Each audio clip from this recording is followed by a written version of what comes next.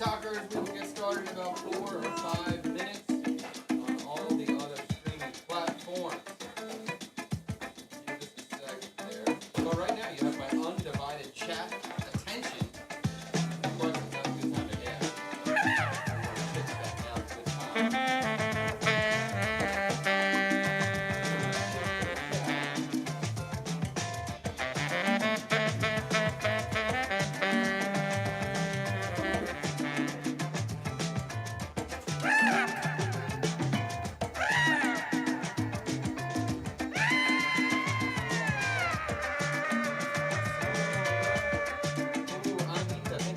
Test. Ooh, Vamp035, the GOAT. Happy to see your content on my FYP again. Nelson, I'm happy to be back on your FYP, dude. I'm happy. TikTok, stop with your shadow banning BS. Or maybe my content just sucks. One or the other, right? We'll see. But we are making Viet chicken parmesan in, about 3 minutes. Oh, it's 10 o'clock. Now we're late. We're officially late. Actually, I guess 10:01 we're officially late. We're getting all the set up for... Dude, you can't drink... Yo, then stop it, okay? If it's open...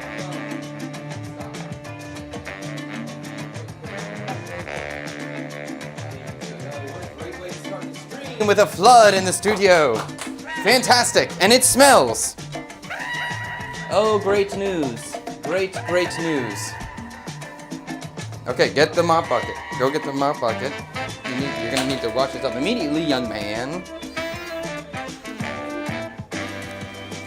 Hiya! Quick. Come on. See, when you see it's overflowing, you have to respond to that, right? Didn't you already get this lesson? You can't drain the whole thing at one time? No. You never got that lesson?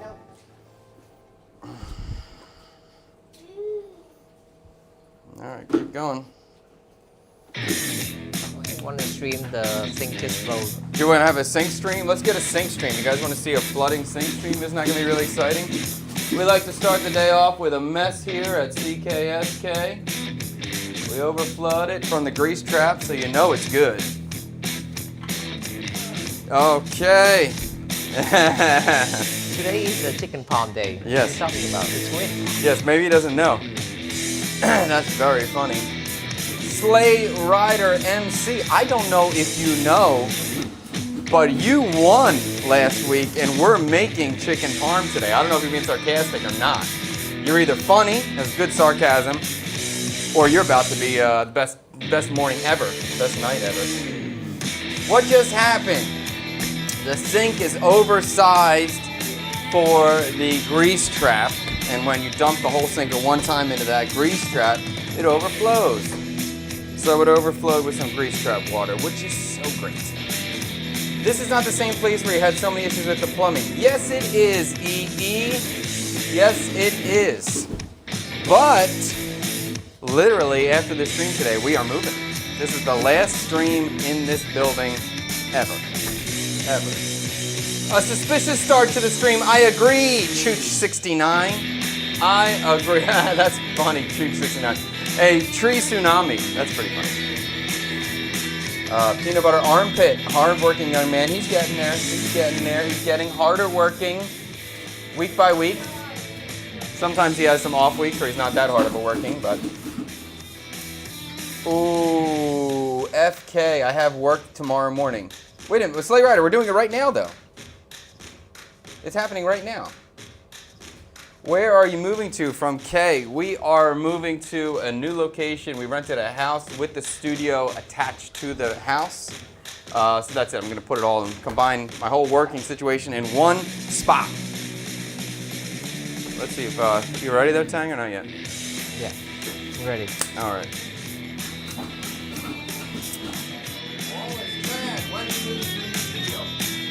Right now.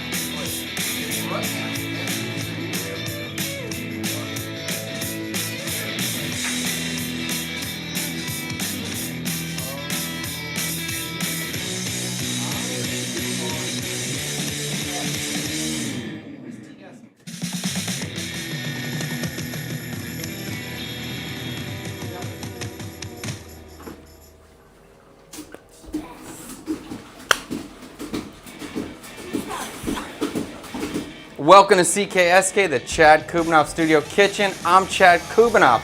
This is my studio kitchen. And our kitchen just flooded. Liam, you can sit over there, buddy. Hello.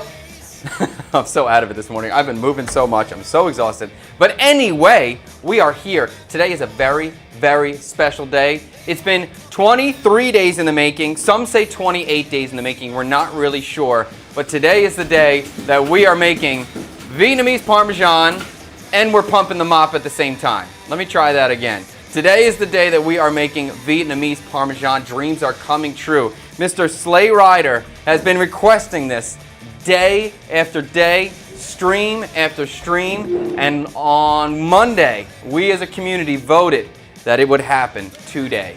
So we are making a little boy bumped his belly. Okay, today we are making Vietnamese chicken Parmesan, and I'm pretty damn excited about it. We are streaming live on YouTube, TikTok, Twitch, and Kick.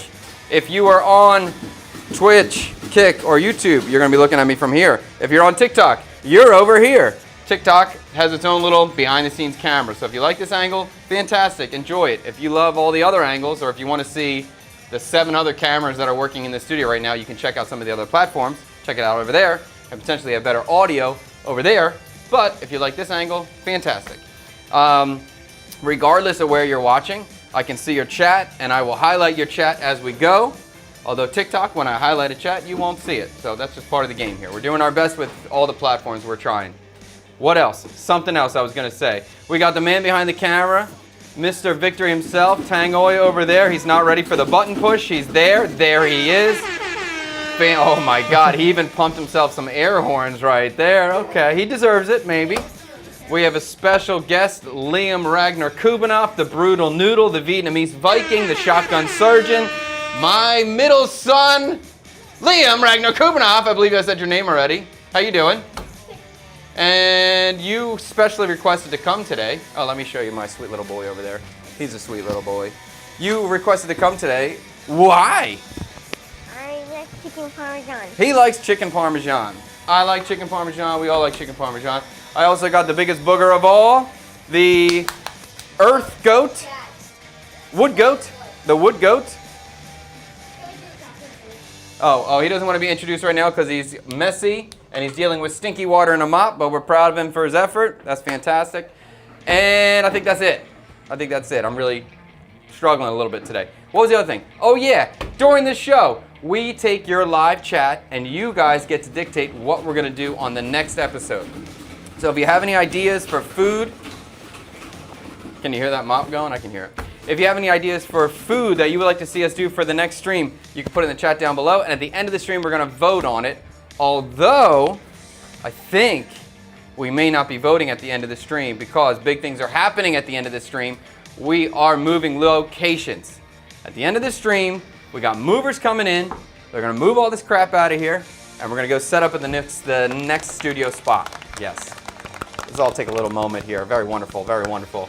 So this will be the last stream from this location forever.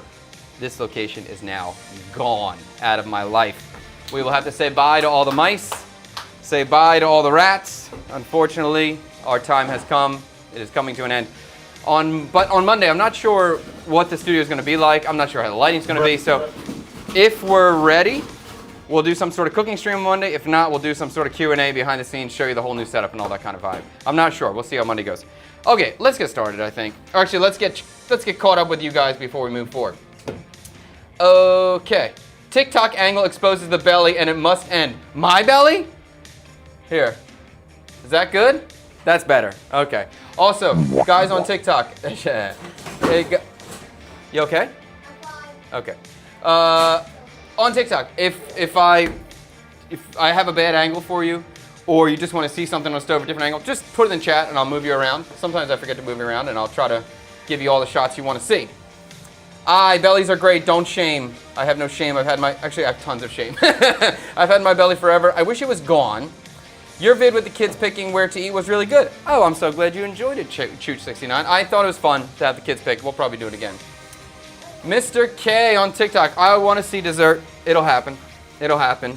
There's been a guava and pandan cannoli coming up. I believe that was the combination. I want to see that happening. That's cool. And with the new studio, we'll have a lot more time to do desserts because I can do multi-day processes in my house. So I'll be excited about that. Peanut butter armpit. I made eggplant parmesan today for supper. Stop stealing my moves. I do what I can. Listen, I don't pick these things. You guys pick. But I do love eggplant parmesan. Way to go on that one. Hi team, I love JD's reaction when you said Liam could drive home in the last video that was released. That was very funny. I agree. Oh, yes, JC Man. Yes, Sleigh Rider, your choice got my son's attention. He wanted to come. Why don't you stream on Twitter too, Wallace Trent? I don't know, we just haven't done it yet. Nothing opposed to it, except every time I go on Twitter, I feel bad because it's just so much rough posting over there. But, yeah, I think we'll probably do it eventually. Okay, I'm not sure what this does. This hurt. I'm not sure how this could happen. I don't know what you're talking about. Do you have this, Joe Tran? Do you have a must-try list in Saigon? Not yet. I probably should. I will do it. What is a Viet Parmesan from K? I don't know. We're going to find out. I have some ideas. I have some, we'll see what happens, though.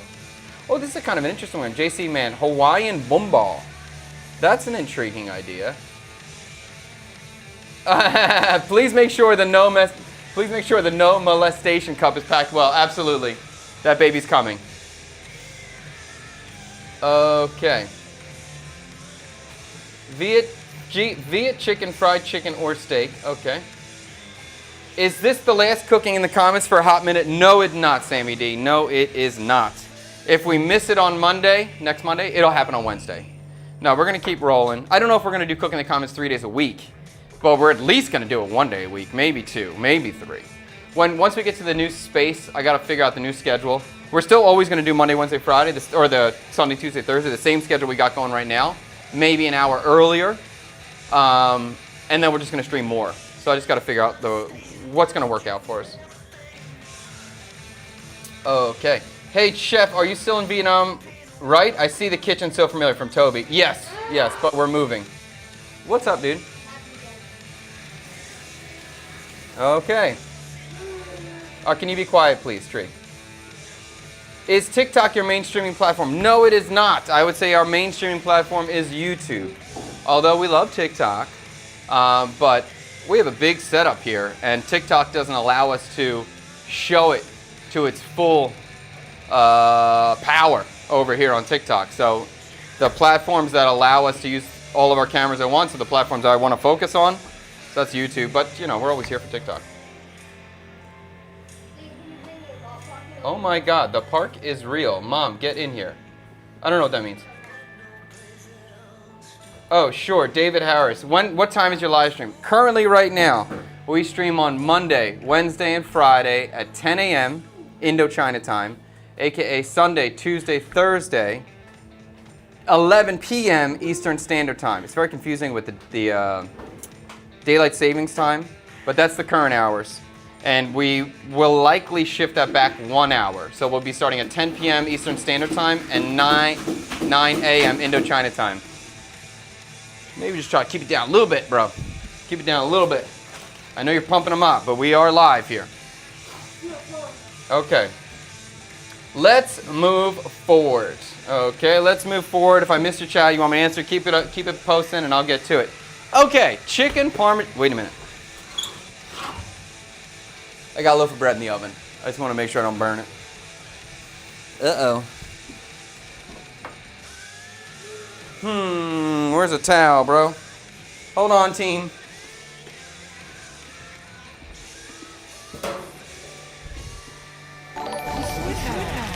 Okay, my bad. Thank you for the sweat hat. Okay, let's check this bread. This has nothing to do with the stream. It's just the bread. It's the coconut flatbread from the last, what do we do? Vietnamese butter chicken. But this oven is a lot hotter than my air fryer, I'll tell you that. Okay. And for those of you who watched the last stream on Monday where we made Vietnamese butter chicken, for the record, my wife loved it. So the Vietnamese palate does enjoy that butter chicken. I love this mop pumping. I don't know if you can hear the mop pumping, but it's music to my ears. Tang, you love it? Tree, stop. Don't be dramatic. Do not make extra noise, okay? I understand you need to mop, but don't be over loud for this. Okay. For a Vietnamese chicken parm, what does that mean? I don't really know. When I heard the idea of a Vietnamese chicken parm, it sounds great. I love chicken parmesan. I love Vietnamese food. But how do we appropriately make a chicken parmesan Vietnamese style? That seems like a little bit difficult for me. A little difficult. And I usually, every time we try to do this Vietnamese stuff or Vietnamese style or Vietnamese infused, whatever you want to say, I tend to not use cheese because I really try to avoid using cheese because it doesn't feel Viet to me. But I don't think there's a way to make chicken parmesan with cheese. So we're using cheese today, that's for sure. And we're definitely going to make some sort of tomato sauce. So we're going to start with the tomato sauce. And I'm feeling like Vietnamese cuisine has some tomato sauce dishes, but they tend to be lighter.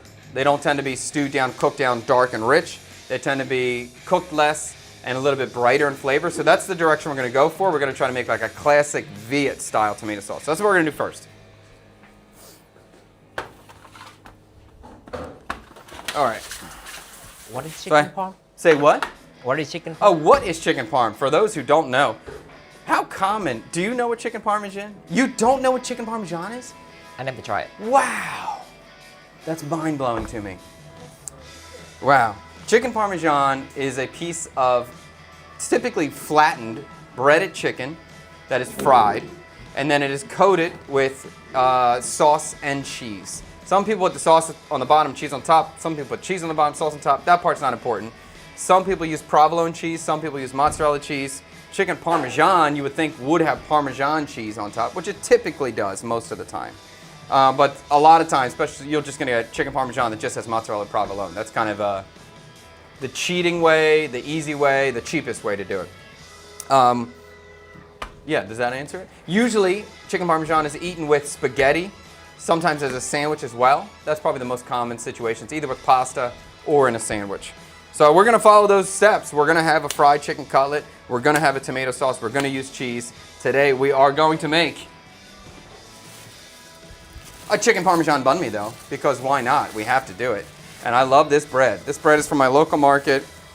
It's got banh mi vibes to it, but it also fits well for like a hoagie sort of, for like a hoagie submarine style. So this is going to work out really well today. So I'm excited about that. And that's one of the reasons Liam came. He wanted that chicken parm sandwich.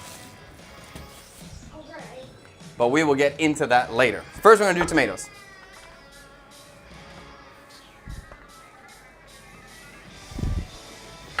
Okay.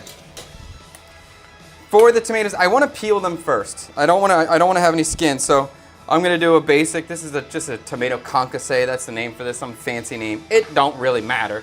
It just means peeled tomatoes. So I'm just going to put a little X on the bottom of the tomato, and this is going to help loosen the skin when I do that. So I'm cutting just a little X in here. I'm not trying to cut deep. I'm just trying to make an incision in the skin. Typical, classic technique. Just like that. It ain't no thing. I'm not trying to cut deep. We're just trying to puncture skin. That's all. You need another shot? You good? Ready? That's it. So from this point, we need to apply heat to these tomatoes to help peel the skin. The most common way to do this, or the classic way to do this, is to boil. My apron's falling off. Don't look at me. The most classic way to do this is to boil the tomatoes for a short period of time to loosen the skin. Another technique is to torch them, which works really well. And I think if you're only doing 1, 2, 3 tomatoes, maybe the torching is a faster method. But if you're doing a lot of tomatoes, boiling tends to be a faster method. Both work well. I like the torching method because it's kind of a newer technique and I think it's cool. But I'm going to boil them because I have more than a few. So I have some water already hot. Where's my bowl? Here it is.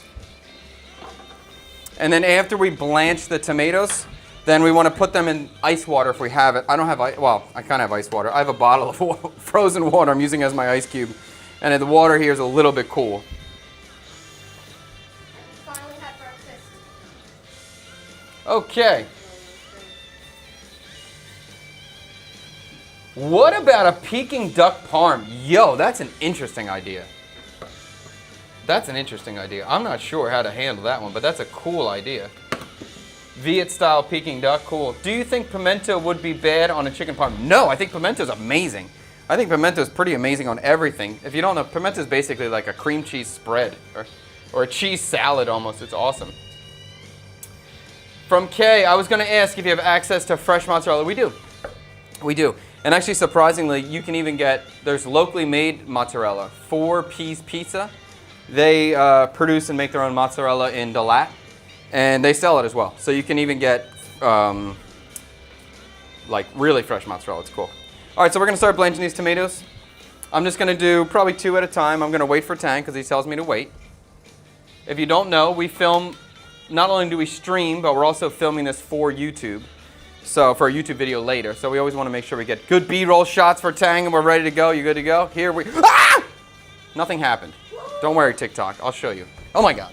I just dropped a tomato twice. That's all that happened. Don't worry, you didn't miss anything. Here we go. All right, I'm going to drop these in. I'm going to put these in for probably about 30 seconds, 45 seconds, until I see the skin start to peel. So once we see the skin start to loosen, then we'll know it's time to pull them out. And depending on how hot your water is, it could take longer or less.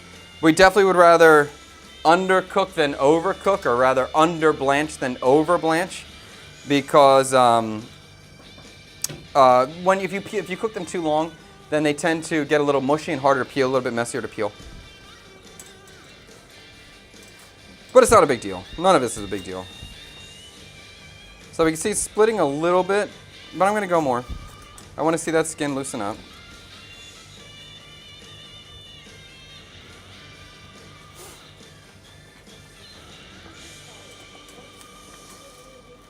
Okay, so that's good. So now I just touched it. I can see that skin's peeling off now. Ow, ow, ow, so hot. Okay, so then that's going to go straight into the water. All right, and we'll just drop the next one in. We'll just keep this process going.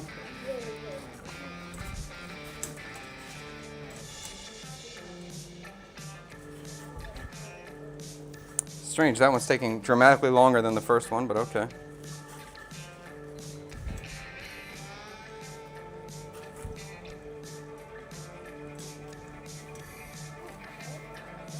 Chad, you said my name wrong. I'm a female. David is my dad's name. Heard that. David A. Harris. Well, what should I say? Harris? What name should I use here? I can only say what is written down.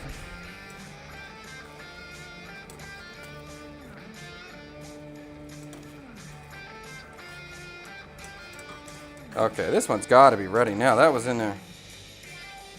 Ow. All right, we'll drop this in. Keep it moving, keep it moving. Okay, that one's splitting there. That's good. Splitting, that's good. Splitting, that's good. You see how it's split, Tang? See? And then I know it's done. You see how this split right there? So I know.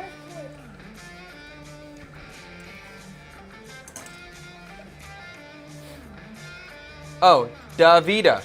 Oh, I see, Davida. My bad. I got you. It's not David A. Harris, it's Davida, dummy. I got you. Vietnamese lasagna sounds good. Tit call mac and cheese, that's a cool idea too. I like that idea. I think that would be delicious. Okay, we're all good on the tomatoes. And that would just be like classic macaroni and cheese with tit call on top. Or the same like you do like a shredded barbecue pork on mac and cheese. Tit call would be good on there. I'm into it. All right, let's get rid of this with the one towel I have left.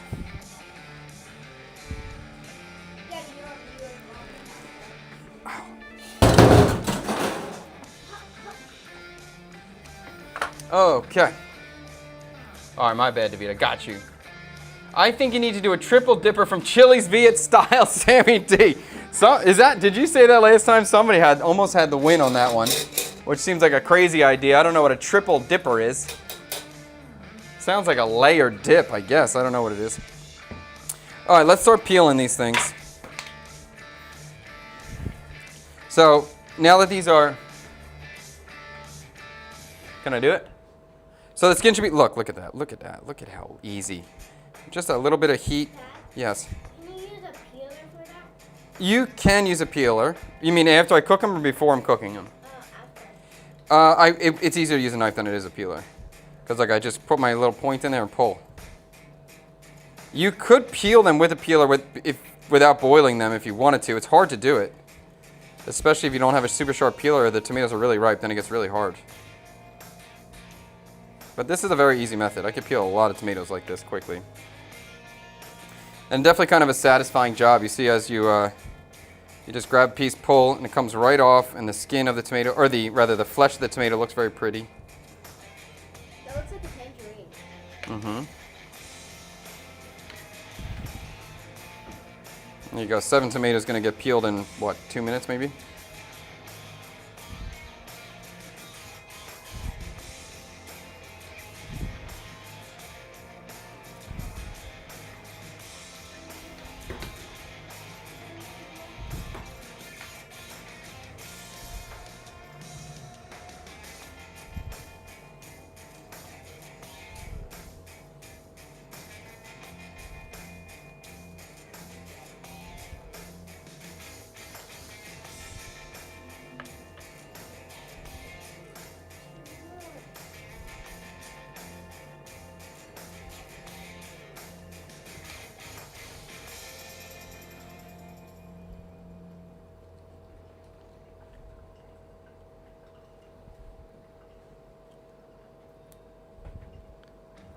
Okay, last one here. Wow, I don't know why this one is so much harder to peel. Weird. This one was in the water the longest. Oh, there we go. There's a good peel. Okay, it's just the bottom stuck.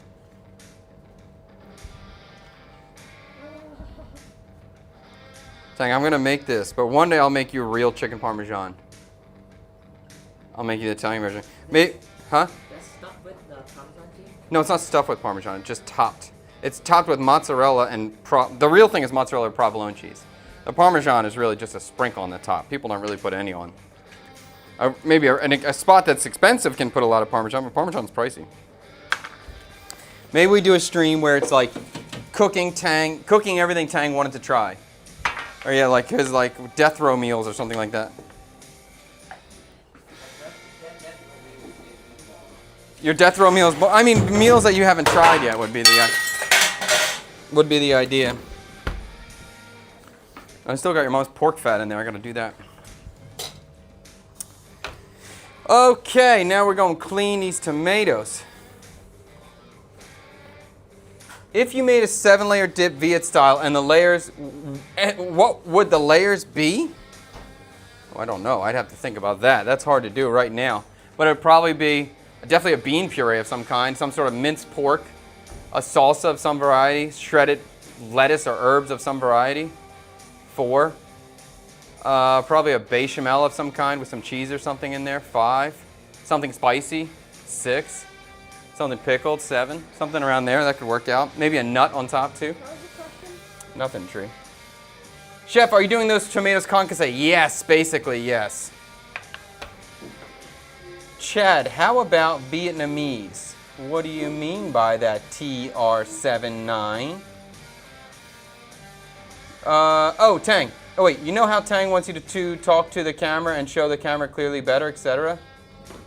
Yeah. Vamp, I don't know what you're talking about. I missed it. And Tang, can you pull up the, what is this thing from? A triple dipper. Type in Chili's triple dipper. Let's look at what that looks like. Before you leave the studio today, you got to show the bathroom for the people who were curious. Okay. What? Is that butter? Huh? A triple dipper. Let me see. Whoa, there's sliders in it? Oh, that's not what I expected when I heard a triple dipper. Oh, that's pretty good. Oh, shoot, I would order that. I would get that. Who's not going to get that? Mozzarella sticks, 2 sliders, and chicken fingers? Okay. What's a slider? A mini burger. Wow, that looks good. Sammy D just wants me to make 3 different dishes in one day. That's all he's trying to get from me. That's a lot of work. Tang doesn't look happy about it. Hold on, what am I doing? Okay. Sammy, Tang doesn't like your idea. Oh, actually, I like it. Because I can use the chili logo. Oh, you can use the Chili's logo. Yeah. Oh, that's not a bad idea. We love using logos for virality. Let's do McDonald's or KFC or something. Private chef for your editor, Tang's Tries. That's kind of funny. I got private chef every time. Huh? Every stream is a private chef. Every chef is a private. I can't taste the food. Yeah, but you get to order though, and that could be something like I cooked for my cameraman. That's kind of probably a good one. I cooked my cameraman's dream meal. You know what I want to try? Clam chowder. You want a clam chowder? Oh yeah, I remember you said clam chowder. I'll make you clam chowder. Is it in English? Is that in English? There's 2 different kinds. There's the red one and the white one. The white one I would say is the one you should try. That's the classic one. Yeah. But we're just gonna have to turn on the air conditioner like maximum so you're nice and cold. So you want to eat the chowder because I don't want to eat clam chowder on a hot day. Okay. Are there Vietnamese recipes with cheese from Wallace Tran? Some, not that many. Like and when I say some, I mean Laughing Cow cheese. That's what I mean. I don't mean any other cheese. There is mozzarella. You can easily find mozzarella now in the stores. But it's not classic Vietnamese dishes. They're not Vietnamese dishes. These are like fusion-y things happening. But Laughing Cow cheese, you can find a few, what I would say are Vietnamese dishes. Although they're relatively new to the cuisine, but they've been around for a while. Yo, Triple Dipper, I like it. I'm into it. Hello again from Georgia, from Fantastics. What's up?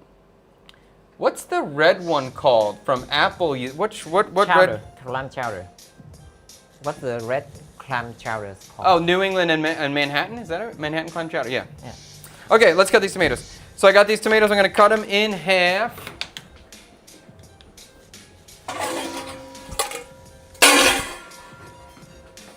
Okay. I got a bowl.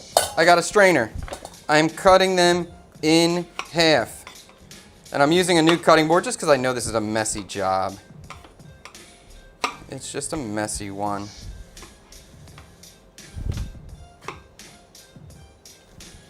Liam is feeling it. Liam's down with it? Yeah, bro. I'm not going to be overly concerned about this, but I'm just going to squeeze them and try to remove some of the seeds. So you can see I'm squeezing them in here. I want them to be messy. Like, I don't care about that. And I'm just going to strain out the seeds. I'm going to keep the juice. That's why I got a strainer here. But I'm just trying to move the seeds. This is not a necessary step, but if you want to be a fancy man, you can do it this way. And my grandfather, he always strained out the seeds. It happens. It happens sometimes. Hey, come on, don't fart on me like that, bro. Come on now.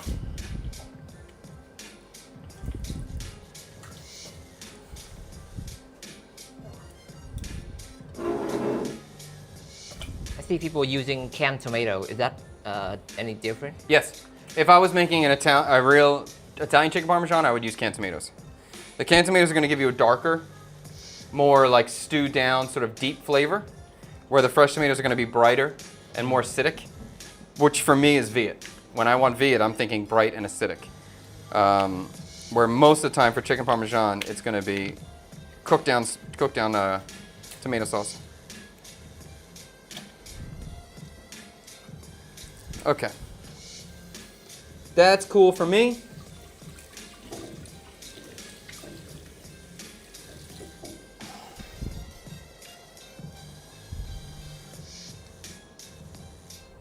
I'm just debating it. Do I want to just hand chop these tomatoes or I can blend them really fast? I'll just hand chop them, I guess. So I'm going to strain out this water from the tomato seeds.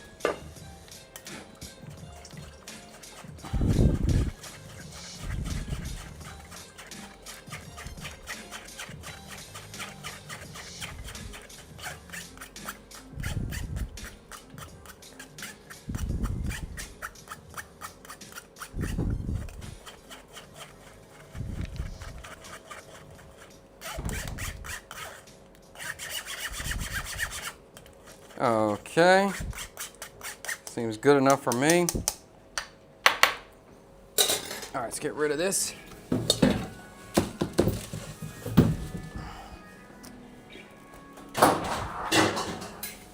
I can smell that bread. Let me just, oh my God.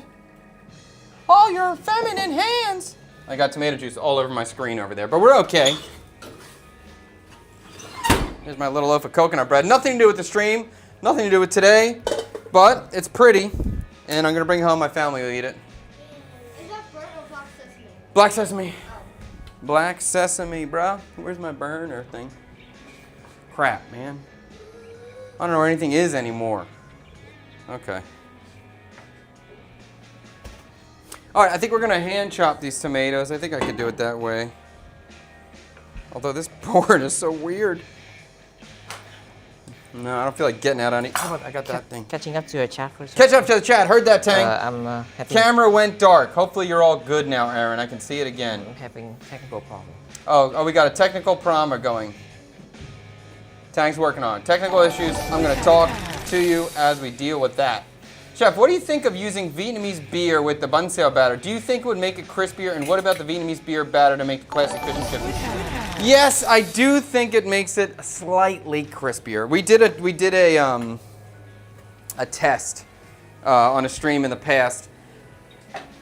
I wouldn't say it's anything groundbreaking, but anytime you're frying, alcohol is a good choice. Even vodka in the batter works, so I can't argue that beer is going to do nothing. So if I have a beer, I'm going to use it. But if I don't have it, I'm not going to be stressed like, oh my God, I go get a beer to make this. I can't make it without it. So it is good. It is good. The camera was going in and out. Thank you, Max. We are working on it.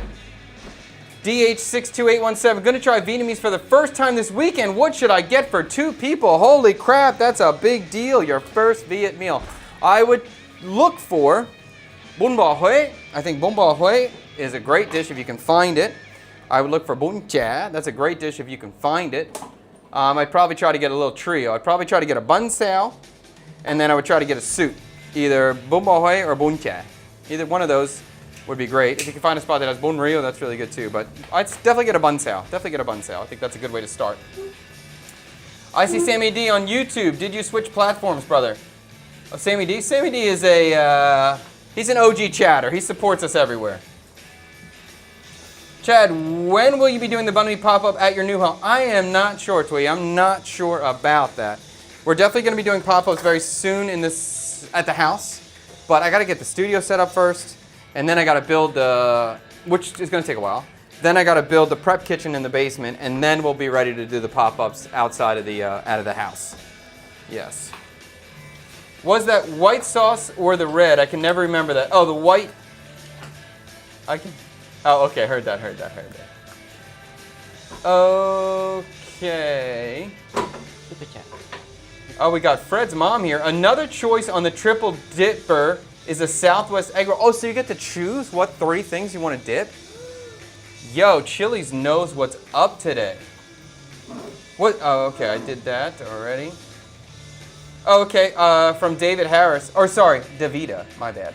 I have a question for Tree and Liam. How do you like the new place? Hold on. Neither one are mic'd up right now. We're going to get Liam's response. What he thinks about the new spot. The house? Yeah, what do you think about the new house? Amazing. Is it amazing? Very big. Very big. Lots of balconies. Yep. Lots of bathrooms. Yep. And an elevator. And an elevator. Bro, heard that? Tree, why don't you run over there and tell them what you think too, I will. if you're open to it. Tree's coming. He's going to tell you what he thinks too. Or are you gonna? It's absolutely amazing. Yeah. It's right on the corner, 5 floors, really big basement, and elevator that fits 6 people. Well, and if we're gonna serve people in the basement, all they have to do is climb up the stairs. They don't even have to go in the kitchen. So you like it? 6 bathrooms. There's, I think, 4 bedrooms. Yeah. Are you happy to move to this spot? Before I didn't want to move, but I'm old for it now. Okay, fantastic. I'm glad you like it. How are the pets adjusting to the new house? I think the hamsters are a little confused. I think the fish have accepted their new reality. The fish are cool. And That's it. And we don't have any real pets that really have a hard adjustment. Ken, are you good? Or are we still dealing with the situation? Chad, do you plan to find your boys some girlfriends in your proposed dating show? My boys are a little young. I'll let them do their own work. Maybe I'll give some advice, but I'll let them do their things. Oh, that boy over there. Oh, maybe the big boy. The big boy behind the camera. Oh, yeah. We're going to work on that one. And my other boys, Michael and Freddie, they got girls already. Do you make grapefruit? Do you make dessert? If so, what's your favorite? Yeah, I make dessert all the time. What's my favorite? I really like, I'll say my favorite thing I have made recently was a calamansi tart. Or calamansi pie. Like a key lime pie, but using calamansi juice. That was top tier. That was like 10 months ago. No, it wasn't 10 months ago. And you can see, if you check out any of the old pop-ups we did when we did pop-up dinners in space, I made a dessert every single week. And they were new and cool and interesting, and most of them were pretty damn good. One that comes on top of my head, too, was a chocolate chea that I made. So a Vietnamese-style chocolate chea, that really worked out. People loved it.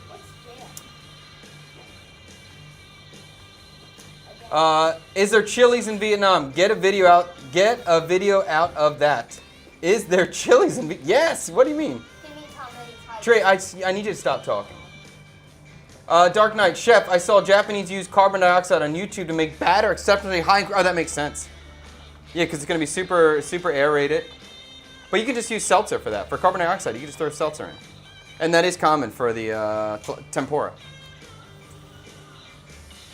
If Roma tomatoes aren't available, what's the next best choice for a fresh Italian sauce? Anything you got, man. Like, there's nothing. The next best choice, whatever the best tomato is that you can find. Like the same for me. Like the tomatoes, I don't have great tomatoes here now, so I'm just looking at the best I can find. And that's these Globe, even though these Globe tomatoes particularly weren't amazing today, but we're going to make it work. And basically, take out the iron, you pick up the sugar, you pick up the salt. You can get the flavor out of it. You can pull it out. While it's training, Tang must be focused because he's under a table, quiet. That means he's doing something. Oh, I meant Chili's restaurant. Oh, I hear you, Vamp. Are there any Chili's in Vietnam? No, not yet. But there's a Sizzler. There's a Sizzler, and I can't wait to go. We haven't gone yet. I really want to go. That's going to happen soon. Chef, what happened to the pet fishes you guys bought a long time ago? We still have it. Now we have a pond in the house. So we took our outdoor pond and we put it in our lobby area. So all the fish are in there. They're cool. And I'm getting my wife is going to be yelling at me very soon the amount of fish tanks I'm going to put in this new house. There's so much space. Okay. Can I blend this? Not yet. Not yet. Tank's still working. He's still working on this. So I want to get all these tomatoes. I'm going to blend these in the with a stick with my little food processor here. I do want to have the tomatoes pretty smooth because we're doing the parm situation.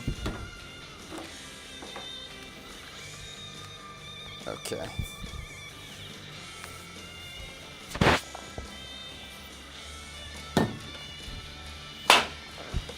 All right, while Tank's getting us settled over there, I'm going to cut an onion. Blending? Okay, I will blend it now. We're ready to blend, apparently. Let's do it. On.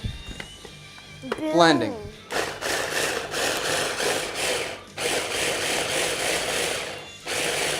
Okay. I just did a little bit at a time so I can fit the rest in here now. I'll throw the rest in. I don't need this to be super smooth. It will kind of smooth out as it cooks, too. That should be enough. Okay.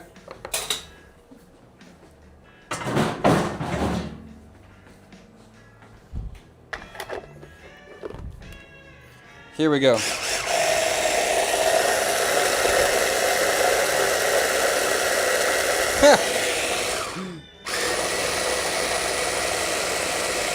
Okay, let's call it a day on that. Did that baby bird you rescued survive? No, she died. No. Little Cookie died. It's funny, we were just talking about Cookie the other day. Cookie didn't make it. Huh? I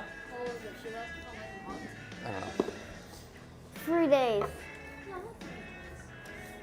BT Murphy, technically San Marzano tomatoes are for the Italian purists. If you can find them, yeah, they're fantastic if you can find it. But typically that's going to be canned usually. And again, for this particular thing, I'm not looking for a canned situation. But I am looking for a napkin. Here we go. Okay. All right, so we're going to cut all of the other aromatics for the tomato sauce now.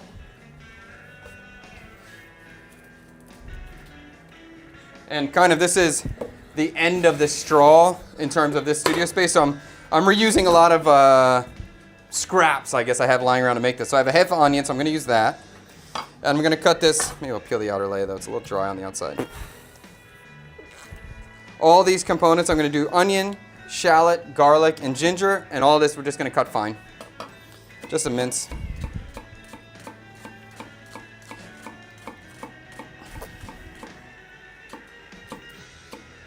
All right, cut this fine.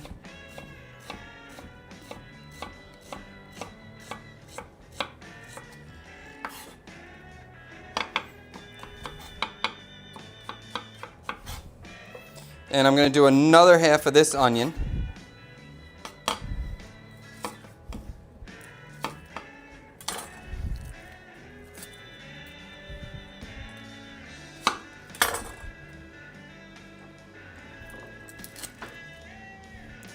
What made you want to eat clam chowder? What movie or TV show did you see that on where you're like, ooh?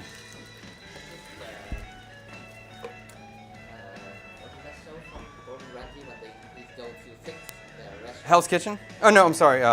Kitchen Nightmares? You saw clam chowder in Kitchen Nightmares, and that's what triggered it for you? Yeah, because he said it's really, really good.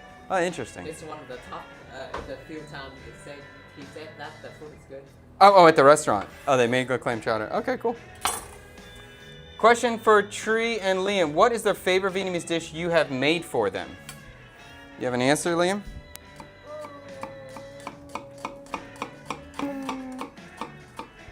This right now. This right now, good answer.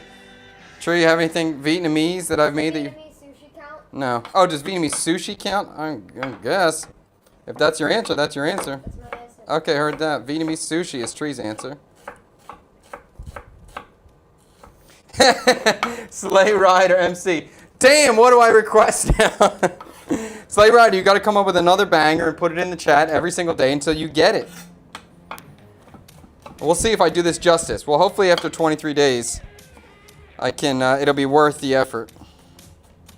Honestly, I think Vietnamese chicken parm sounds good from a distance, but when you think about it, it's kind of hard to tackle. What does it mean? How do you make a Vietnamese chicken parm? Well, like, how do you make a chicken parm, make it feel Viet, but make it still be a parm? That's, for me, difficult. We're going to see. All right, so there's ginger I'm peeling. And I tell you, I'm not going to make the same mistake I made on Wednesday with the Vietnamese butter chicken and not using enough herbs. All right, so there's going to be a crap ton of herbs in this too. I guess when we're talking about a Vietnamese tomato sauce, I typically see it either with da hou nhoi thịt, this tofu dish stuffed with meat, braised with tomato sauce. Also, muk nhoi thịt, I guess, like squid stuffed with pork meat cooked in tomato sauce. Two very common things. Another one would be this ga saba, gachua. I don't know what the dish is called, but it's a stewed mackerel that has a tomato sauce. So they basically all have the same sort of vibe. Tomatoes fried with onion, ginger, garlic, and then sugar, fish sauce, stew it down, and that's it. And it's kind of a very light, thin tomato sauce, so that's what we're going to go for. We're basically trying to replicate that. I may add a little bit of cornstarch just to thicken it slightly, but we'll find out later. First, we'll get this going and we'll taste it.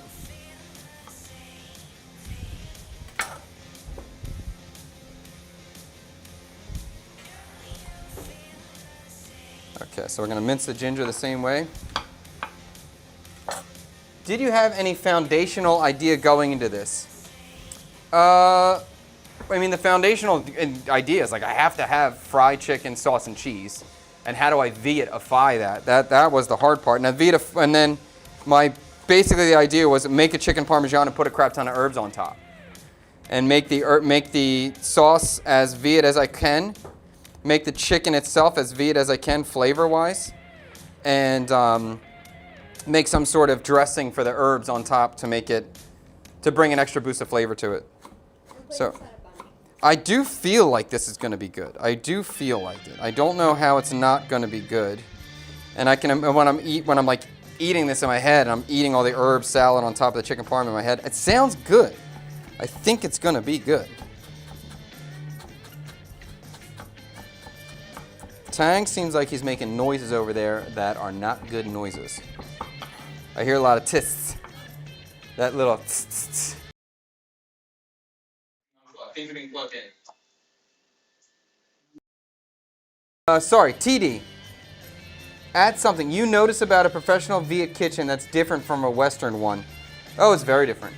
Very different. I think it depends on what you're talking about too, because there is different styles of Viet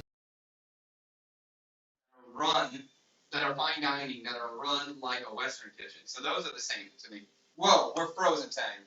Whoa, we got a black screen. Uh-oh. We're still over here. We're live. Here we go. We're back. Fantastic.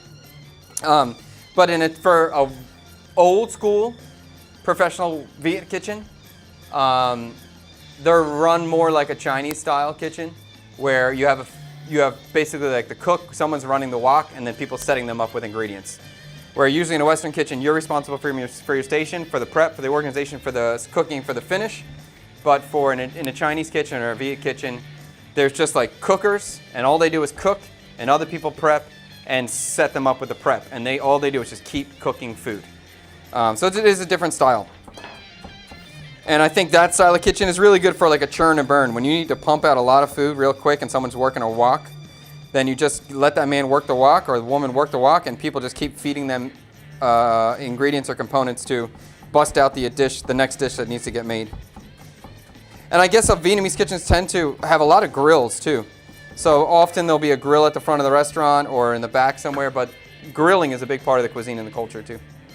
All right, ginger, cut. I'm going to cut a shallot.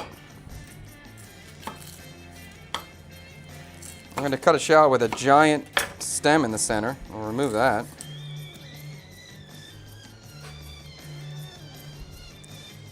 Tang, you're struggling over there. He's struggling. Maybe the mouse bit our cable. Who knows? Can you guys hear okay? Is there any issues that we need to know about? Let me know if whatever platform you're watching on if you're having trouble. The real Mrs. Claus. I also want to try your food so badly. Well, I've been very excited to start selling on the street. I think that's going to be super fun and a cool way for people to try, because I know people want to try this stuff. Especially like if you watch the show and you see a dish that just sounds amazing, or and we all agree it's great. I'd love to be able to serve that to a lot of people. Had the best meal of my life in Hue City. Tiny clams, pork rinds, peanuts, a little broth, noodle. That's bun hen. That's a good dish. I like bun hen. Bun hen. And bun hen, huh? Hen, huh? Hen? Bun hen? Yes. That's a kick-ass dish. I also like gum hen too, with it rice. Awesome. And very famous to Hue. So you ate it in the right city, that's for sure. Dark Knight, Chef, with all your cooking, you will be able to create a compost bin area. I can, for sure. I can. And I think I have the space to make it happen too. Stream goes boom. Heard that. The real Mrs. Claus, I've been following you since you started your channel, and I'm dying to cook with you. That's cool. Where are you at, Mrs. Claus? Lillian Lung, what should I do? I need advice. I feel distanced and neglected by my boyfriend of 3 years because he has made some new 3 friends on TikTok live, but hang out and chat with them all the time. When I try to make an effort to do something together, he just tells me to have time by himself. Well, that's a difficult conversation here. Do we want to jump into that right now? What you should do, you should be honest with him, and you should tell him, hey, I feel left out and I'm not getting enough attention from you. Is there a problem going on? Do you still like me? Do you still want to be with me? Maybe he doesn't want to be with you anymore. And if that's reality, then that's the reality. And if you're just not communicating clearly and he just needs to know that you need more attention from him, then that's good, and then he'll know, and then he can give you more attention. But I would just say speak honestly.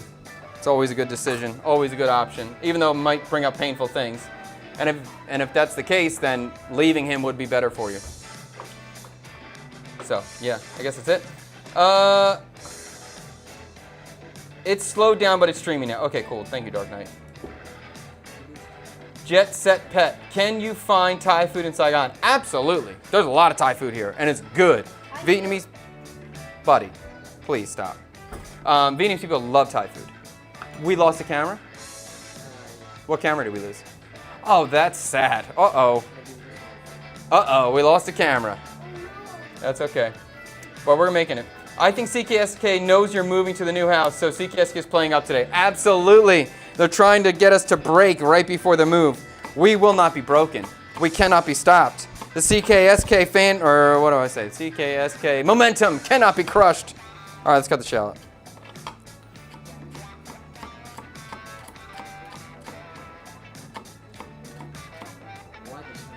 Why shallot? Because I have it. Shallots are good. Shallots are fancy. Give me a different color. And I have it. I could just use onion. For me, it's like always the more onion, the better. If I didn't have shallot, I would probably throw in some green onion bottoms into this. Oh, maybe I'll do that on the top of the chicken parm. But yeah, just more onion, the better in my mind. I think it's the best food in the world. I love onion.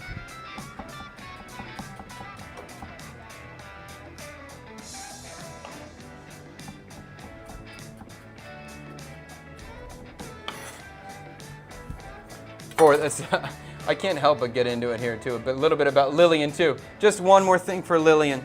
If potentially, it's a complex subject, I don't know what's going on with you and your boy, but maybe you're not giving him something that he needs. Maybe he was communicating and then you weren't supplying him with whatever his desires or needs were. So also you can potentially reflect and be like, hey, am I giving him enough attention? Maybe he's attention, or maybe I'm being overly annoying, or maybe I'm being overly difficult, or maybe he's working his ass off right now too, and maybe he needs a break. I don't know. But honestly, just keep talking. Talk openly and honestly to him. Okay. SRT597, Vietnamese curry. You don't hear about it ever. Is it a thing? It is a thing. It's not a very common thing, and it's typically either chicken curry, duck curry, sometimes fishball curry, but it's not that common. And it's definitely more southern than northern, and it's surprising how it's not that popular. It's good, but they really only have one style. It's basically just a yellow curry, it's sweet, it's thinner, carrots, potato, served with bread or a noodle, some herbs on top. Okay, let's start making sauce. Should I do it in a pot? Yeah. I'm eating with bánh mì. Eat it with banh mi, yeah. Do you like the Viet curry? Yeah. Do you like duck or chicken better? Maybe duck. Duck, yeah. The fat has more flavor. Okay. Oh, this. Oh, yeah, don't break on me. We're having a lot of almost disasters in the kitchen today. I'm going to cook this tomato sauce with some pork fat because that's going to make it even more Viet. So I have some pork fat I rendered out before. And this has some big pieces of fat in it too. I'm perfectly fine with that. Liam just fell down. What is happening today? What is happening? Are you okay? You all right? I'll tell you, we still don't have a working washing machine in my house. We tried to wash yesterday. Something was broken. So I'm actually wearing my dad's shirt. Maybe that's what's going on here. I don't know. There's some weird energy in the house right now. Maybe my dad's spirit is lingering on. Well, my dad's still alive. He's not dead. But maybe my dad's energy is coming into the studio or something. I know, he does have bad luck. Okay. Let's start frying. Pork fat's in the pan. Do I want more than that? Yeah, that seemed like enough. I'll do a little more. Okay, Trey, thanks so much, buddy. Okay, you're talking way too much. And let's do garlic too.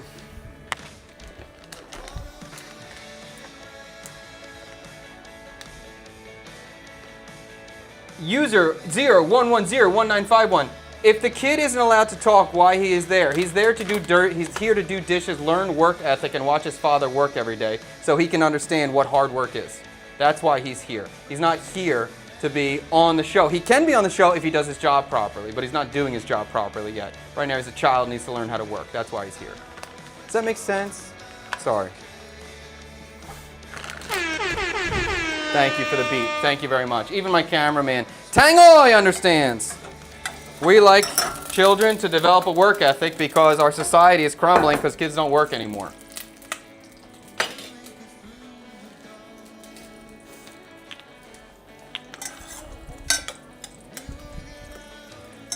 Okay.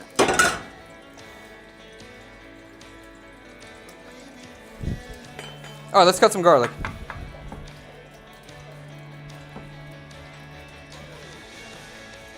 Garlic 4. Huh? 4 cloves of garlic? Garlic 4. Collect 4 with. No. What's the garlic for? What's the garlic for? For flavor, bro. Garlic's like the best thing ever, and we're making Italian food and Viet food, so we're definitely gonna use garlic. And I wanna get some of that garlic fried. First, we're gonna fry the garlic and the ginger in the oil, and then we'll add the onions and kind of sweat them. But the garlic and ginger, I'm okay to get a little bit of toasting going on. A little bit of golden brown, I'll be very happy to get that.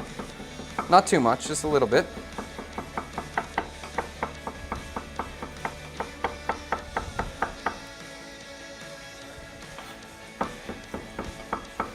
Okay.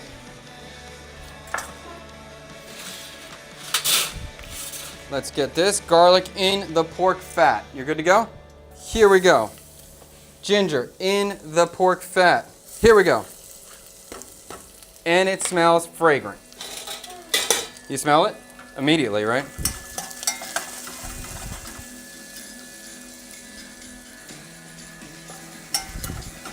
All right, so I'm gonna fry this until we get a little bit golden brown tang. What's this shot going? Oh, I see.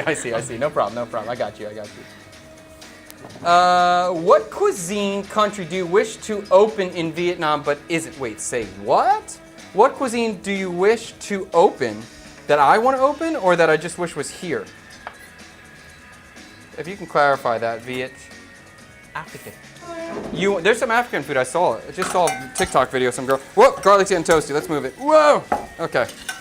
Garlic's toasty. Removing it from the heat. Onions going in immediately. So you can see, if you're cooking and all of a sudden you start, like it's too hot or you're freaking out that it's going to get burnt, just remove it off the heat immediately. See, like I wasn't in a state of panic in any way, but I was concerned about the garlic burning. So just take it off the heat. Get it off the heat. Also make sure you put it down on something that's heat safe, like I'm putting it on a wood cutting board, so I'm fine. Don't put it on anything that's going to melt, but just get it off the heat, give yourself some time to breathe and think about, hey, what do I need to do next? Okay, now I can put this back on the heat. Bada bing. Okay. I am very, very light on fish sauce. This is the least amount of fish sauce I've ever had in my kitchen in my life. But I didn't want to buy a bottle because I knew I was going to buy a bottle and I was going to have to move the bottle at the end of the day. So I'm going to save my fish sauce for the dressing. And we're just going to season with salt from here. Salt. Pinch of MSG.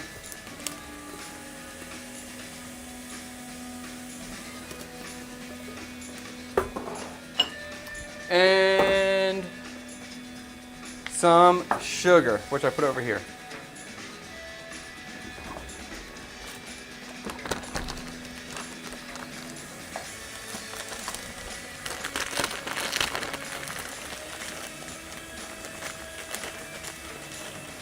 Okay. All right, so I want to fry the onions down until they're translucent. We're going to have some black pepper on there as well.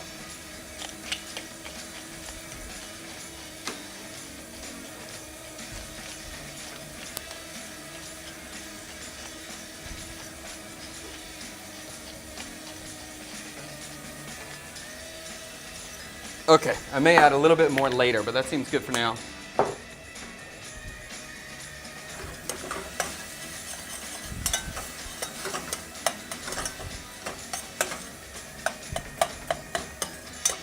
Okay, we're going to get the onions nice and soft, and then we'll add the tomatoes to it.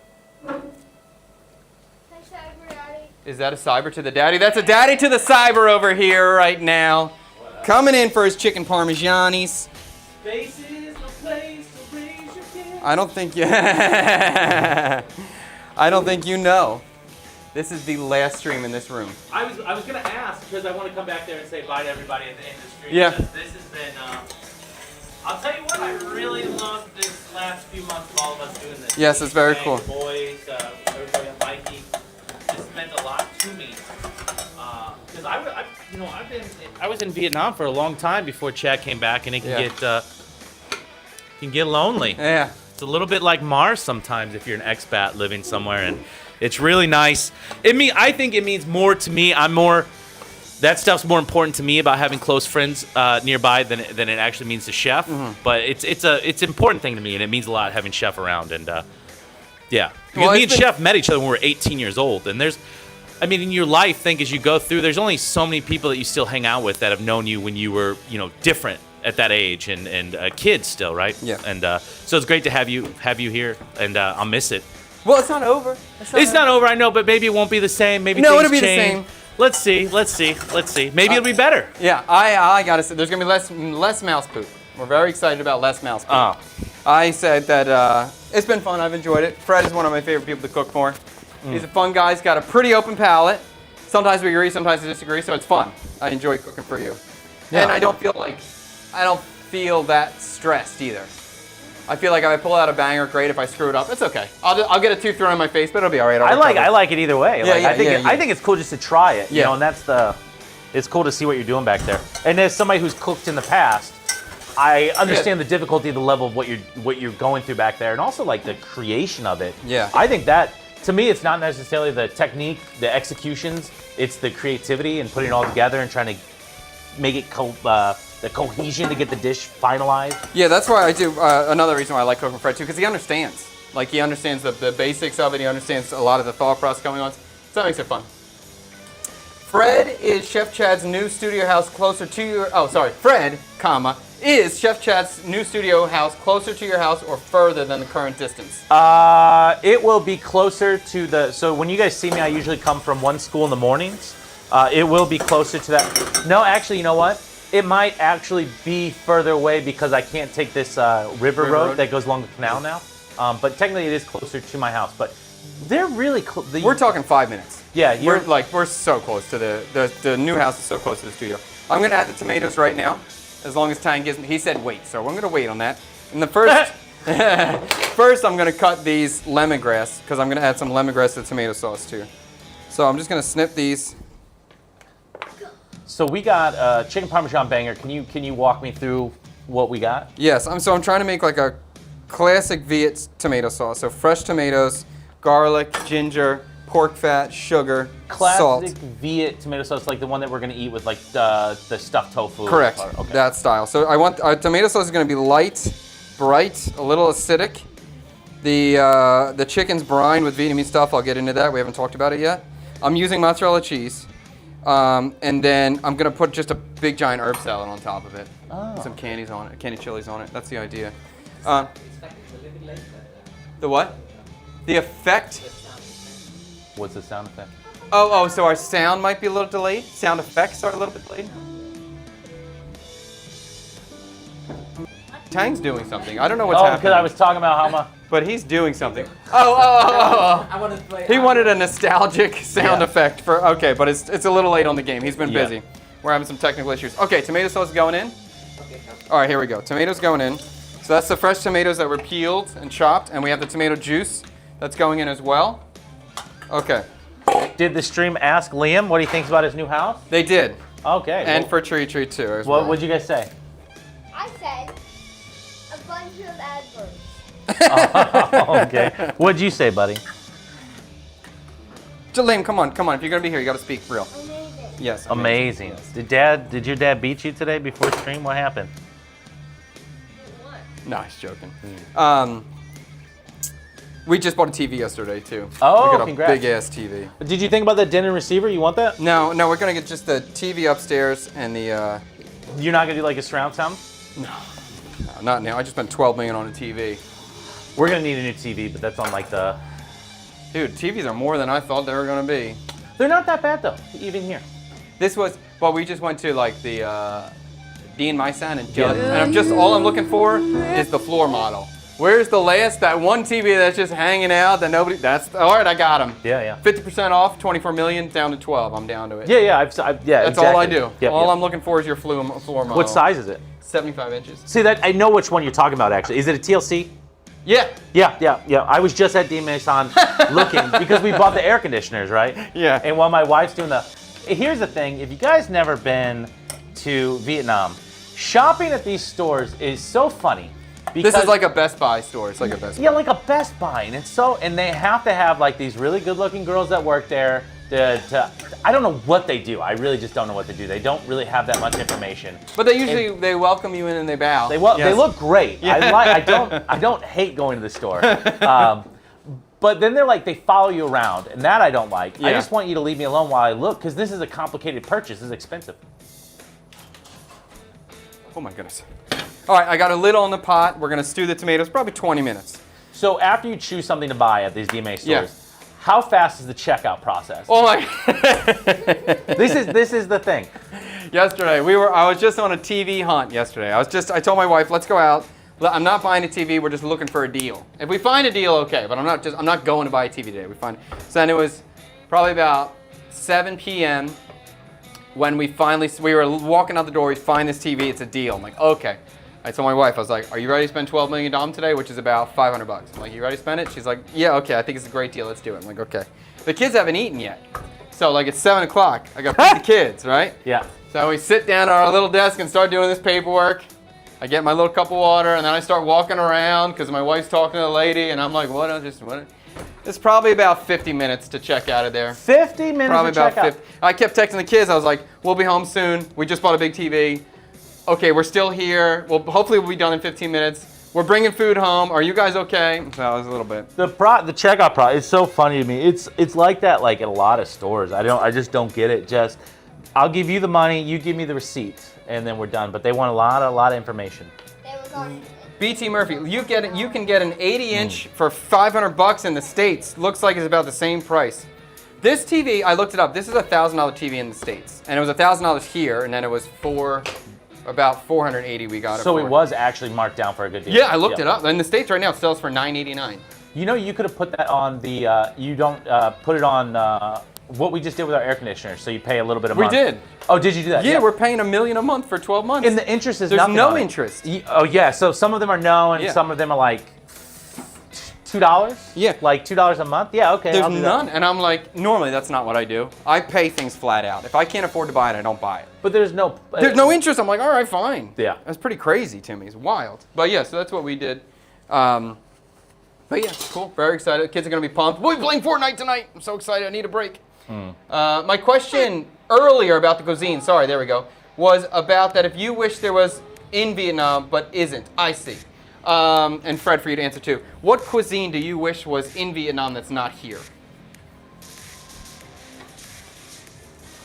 I think, I mean, this goes back earlier when we talked, I think we were talking about burgers or something, maybe my favorite thing. I just really love like a kind of like a simple, for UK and Australia, we would like pub food, but for me, it's like what I think of like a dive bar style food. Like here's this bar, you can go there in the afternoon and they like have like hamburgers and tater tots or something like simple like that. I really kind of miss that stuff. How about, close it. How about like Friends Bar or something in D7? Does that have that vibe or no? Friends bar. Next to Jimmy's. I've never been there. Okay. I've never been there. But it would always be, it seems like when they do it, they always kind of do it like an upscale or the burger's not good or something. Yeah. It's just not it's not the same, you know? I think for me, I would probably say, and this is just, immediate out of my head, it's like the bodega. I want a spot that I can go get a cheesesteak and a hoagie. Oh. I want an Italian hoagie. And I want it's just like a corner slinger spot. The other thing I really want, there's another one, diner. I want a diner. No, Eddie's is not a diner. I want a real diner, not Eddie's. I like Eddie's as a business is fine, but it's not a true diner in my heart. You want a 70-year-old lady with like a mustache taking your order. That's preferable, but not necessary. I want an affordable space that has chrome in some way, that has good music, that has a large menu where I can get a club sandwich, I can get French fries, I can get a burger, I can get meatloaf. What's a diner? Hey, I think back home, like it's like, I think you'd be spending like maybe $8 to $12, I guess, for like a whatever your breakfast That's is. what I feel like is the right number. That's what I feel like the number is currently now, yeah. Yeah. And so I would love to, but anytime there's like a diner kind of thing here, they try to do a diner kind of thing here, it's very expensive because it's Western, so it has to be expensive. Even though pancakes are flour, eggs, and water, they're going to be $4 or $5. I think it's the maple syrup there if you want real maple syrup. Don't give me real maple syrup. Give me honey. Make me a ginger syrup Honey or and honey. butter. Like make it affordable. Diners should be affordable, quick for everyone, for the community. So I like that so much. I'm just trying to think if there's another cuisine I'd love to see that. Does Twee actually like pancakes? She likes waffles better. By the way, she liked the butter chicken a lot. Oh, Loved yep. it. Yep. 9.5. I didn't get a number from her. Oh man. Oh my goodness, the randomness, Tang will love you so much. The Boys season 5 just came out, so I'm watching that and this at the same time. Which one is more inappropriate? I don't know. I don't know. spoil it. Tang's super excited about it. He's so I don't know pumped. why, but The Boys just kind of lost me at some. I don't know what season it was, but I was like, just kind of fell off. We had a question. Now it's coming back to you, Fred, too. What is Fred's favorite Vietnamese dish Chef Chad has made? Like Chef hasn't made an actual Vietnamese dish. It's always something. If I think back of like when we used to live together, one of our go-to meals was the Vietnamese hard omelet with Hard? yeah, like they just like cooked like a yeah. like a frittata, right? Yeah, Just yeah. Not a true omelet, but it's like an overcooked omelet. Yeah, it's basically like scrambled eggs that you don't scramble. It's not a rolled omelet, it's not folded, it's not stuffed. You put everything inside the egg and then you fry it in a pan, flip it over and fry it again. Now I do that all the time at home, and that's kind of like that's very nostalgic when we lived together. So that meal with rice and then a pumpkin soup. Oh yeah, that's a good one. Yeah. So I think that's kind of one of my favorite Vietnamese meals. But I love the what is that name? Quai mơ soup. Really? You love that? I love it. It's my favorite soup. Oh, I didn't know that. Oh, yeah. Oh, interesting. That's a purple yam soup, Yeah. which is not incredibly common. It's fairly normal, but I wouldn't say it's in the top 5 of Gan of side soups. Not in a home, really? In top 5, would you say? I mean, it's up. It's top 10 for sure. Do you take all canned soups that are just ground pork and vegetable, like a green vegetable? Are those kind of all the same? No, each So one you is a want each different one one. to be different. Yeah, each one's different. Yeah. So I always think of those just being very similar. Green vegetable. Yeah, green vegetable soup. Oh, well then it's in the top 5 for sure. Yeah. Yeah. If you're just doing green vegetable soup, root vegetable, like potato or carrot or something like that. Yeah, what are your top 5 green vegetable soups that you cook at home? Fantastic idea. Number 1 is watercress. Actually, I'm Really? changing this. Good, this is so hard. This is so hard for me, actually. I really got a tie on the top 2. It's hard for me to distinguish between watercress or rau ngót. Those are my 2 favorite. You mean salaxon? No, I saw some for watercress, yes. Yeah. And the rau ngót, the one that you'd squeeze. Yeah. That one. That one is great. Is love that it. rau ngót or kai ngót? Gai ngót. Rau ngót is how I know it. Maybe gai ngót is another. Maybe I'm wrong too. Yeah, that's a great one. Yeah, I think. Why do you love that one so much? I know why. I love it because you chew it and it doesn't go anywhere. It kind of just keeps going. It's the only soup that has this kind of texture. It's No, not very- that Tang. No, that's not it. What is it? What is Rau it? ngót. Oh, Rau that's the Chinese broccoli. No, that's not Chinese broccoli. I can't stop. That's the one, baby. That's the one. I love this vegetable. This vegetable, I don't mean this in a bad way, but it's like, I feel like this leaf was discovered in Vietnam or eaten in Vietnam, and I could be completely wrong. When they were just so damn hungry, they're just like, just eat this. Like, does it like break down? Can you cook it? Not really, but you can swallow it, you know? Do you squish it before you cook Yeah. it? Yeah. I don't know why I've never done it not doing that, but that's how I was shown and that's how we do it. I like the stuff. Oh, does bitter melon count as a green or no? No. That Okay. would be, yeah. Salaxon, rau ngót, probably the mustard leaf, Kaisan, yeah. gaisan.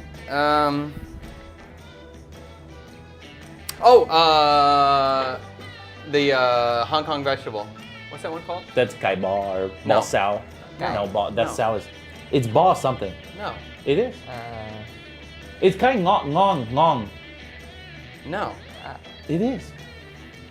What is the English name? I know it as Bong, chrysanthemum bong. leaf or Hong Kong vegetable are the names I know. Oh, it ba as. is spinach. Yeah. Kai ngong. Cái ngồng hả? Yeah, I've never heard that.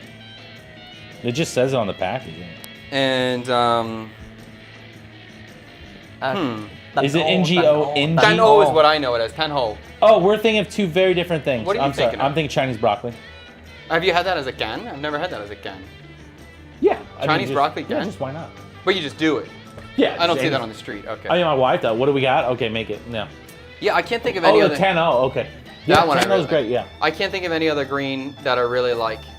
10-0 is leafy green. chrysanthemum, isn't it? Yes. Yeah. Yes. Chrysanthemum. Because all the other like when we start getting to spinach territory, I can't eat the spinach. So this I is don't where like- you get off on the slimy ones. Yeah, and I don't that like now. any of that. We got that in our house a lot, and it's grown on me. Yeah. But I don't know. Like I think one's like mom. M-O-N-G, maybe. Mong, yeah, round mong, yeah. So we eat that one a lot, and then my wife, and she's got me into this, the pumpkin vine. She really loves the Oh, I pumpkin love that vine. one. Yeah. Oh, I forgot. And the sweet potato leaf, I love that. Yeah, Sweet yeah. potato, oh, that one's Yeah. great. Yeah. But I usually have that stir fry, but that is top. I really, really like that so much. Yeah. That is the thing. Our diet becomes like, I feel like we're eating really good, but then I also don't know what pesticides and things like that they're putting on it. All right, I'm gonna start making a dressing for the vinaigrette. I'm gonna start making a dressing for the herbs later. I'm gonna use all my fish sauce. This is the end of the fish sauce at CKSK. No. I said this is the least amount of fish sauce I've ever had in my house, and I didn't want to buy a bottle because I knew I'm moving today. So that's it. You're starting to move today? Today, after the stream. By the end of the day, the studio will be at the new house. Really? Yes, this is the last stream from this house. Good luck, Tang. Pretty crazy. Good luck taking it all down, putting up the lights.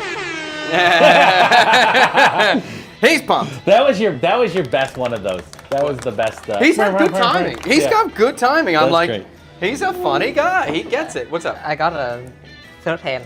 A third Third hand. hand to do the. Okay. That might come off a little weird. So this is more inappropriate than the boys. What Anyway, are you doing?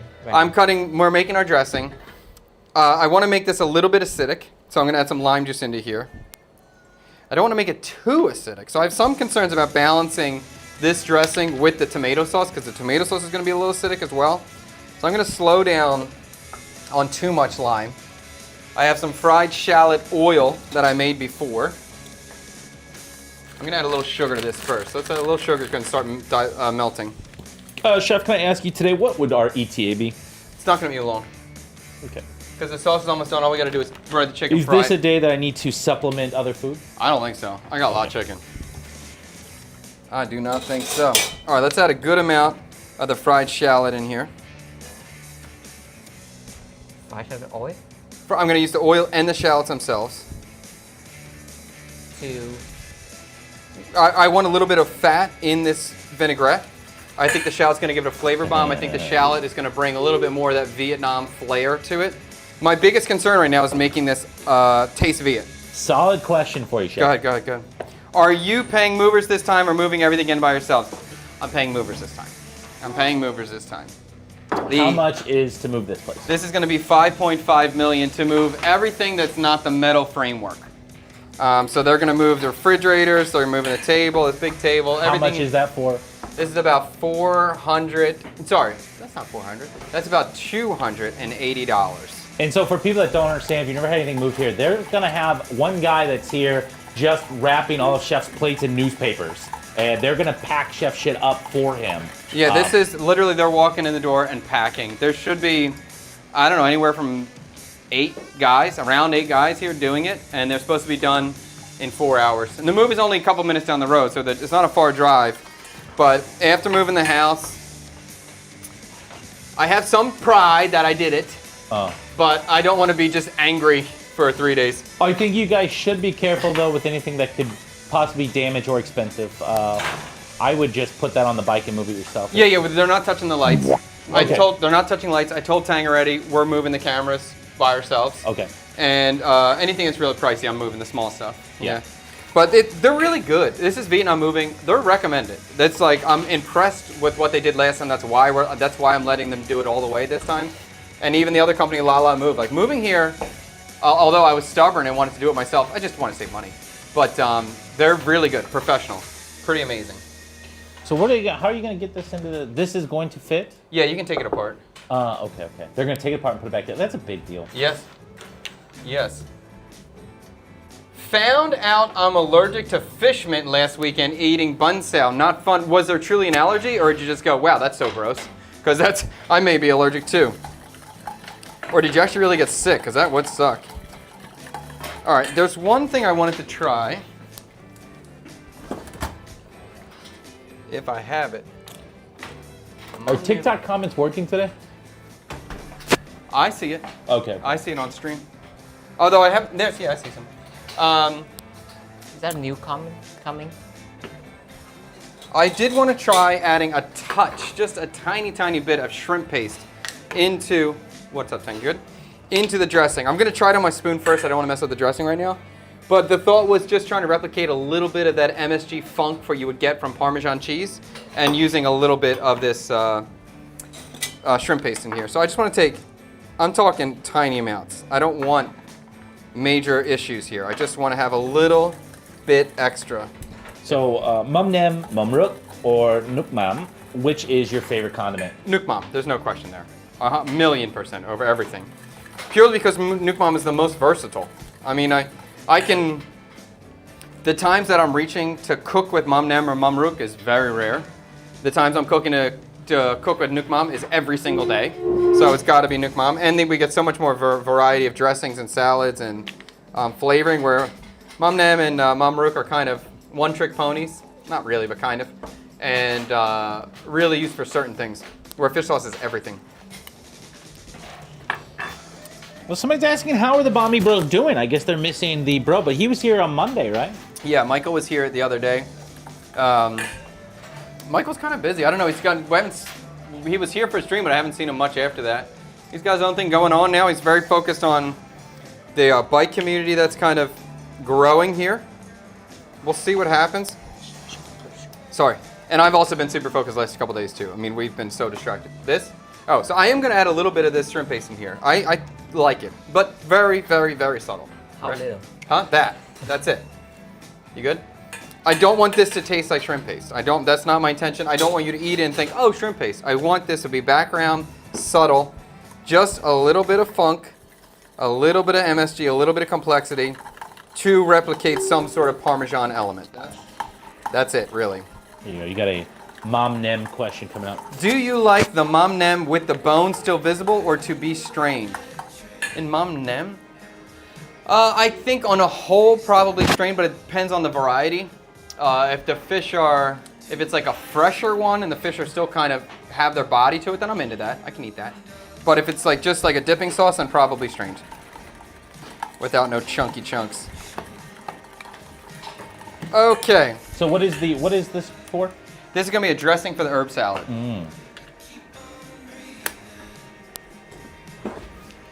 Oh, before the sound a little bit slow, but I want to play this. This is what Tang. Our studio, baby. Okay, only 7 seconds before we get flagged. Okay. There we go. Our moments in the studio I together. promise you, OG CKSK Studio, I will remember you. I will remember you. We've shot a lot of content here. It's all on YouTube, so we will see it. We will never forget our time It really at the has OG location. come such a long way. It has come a long way, dude. It used to be a square box with nothing, and now it's a square box with mice. Beautiful. And your stuff, Chad. And my stuff, my beautiful stuff with mice poop on it. All right, Tria, thank you very much. Tomato sauce is cooking down. Still very bright. I'm going to re-season it later. It definitely needs a little more salt. Lemongrass is coming out. It's good. Let's look at the chicken. Maybe Chef should make the first stream in the new apartment a dessert, just so we can get it done. Because somebody, Viet Philomum, to increase the chances of dessert being done, I'll suggest s'mores French toast with coffee caramel and another dessert of mangosteen and durian cannoli. Maybe just to get it done. This is the first Mangosteen stream. durian cannoli sounds good too. That's kind of the king and the queen coming together to make one beautiful cannoli treat. We're gonna see what happens on Monday. Maybe not a bad idea. That could be a backup plan if I don't. Because if the kitchen's not ready, then maybe that will be a good strategy. I'll make something and we can kind of put it together on Monday. So you will be streaming next Oh, we're week. streaming no matter what. We're streaming. Yeah, see, all of TikTok comments just came in flooding right now, which is weird. Oh, all the TikTok comments just came in at one I time? got 3 comments from Dark Knight that all came in at once, but I can tell that he was talking about something like first comments about the TV. That was a while ago. It's disconnecting sometimes. How about Tree? Where's the soap at?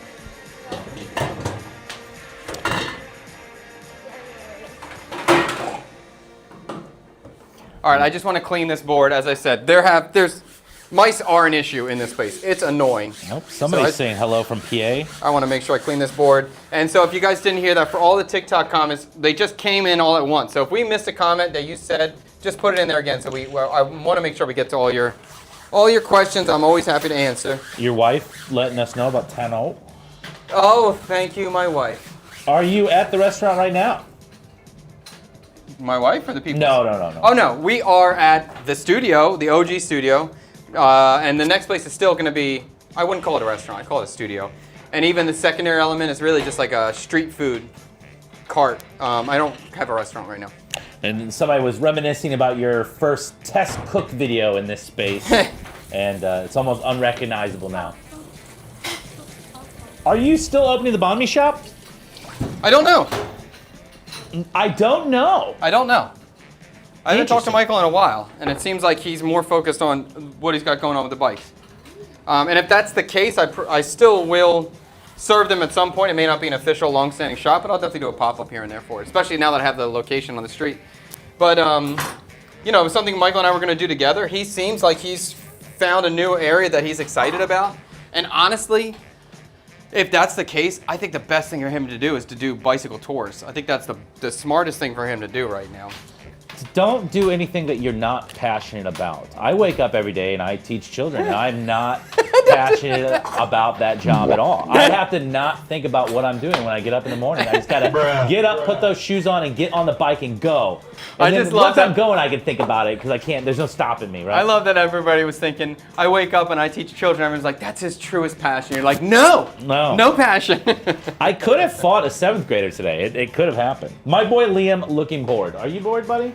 No. Oh.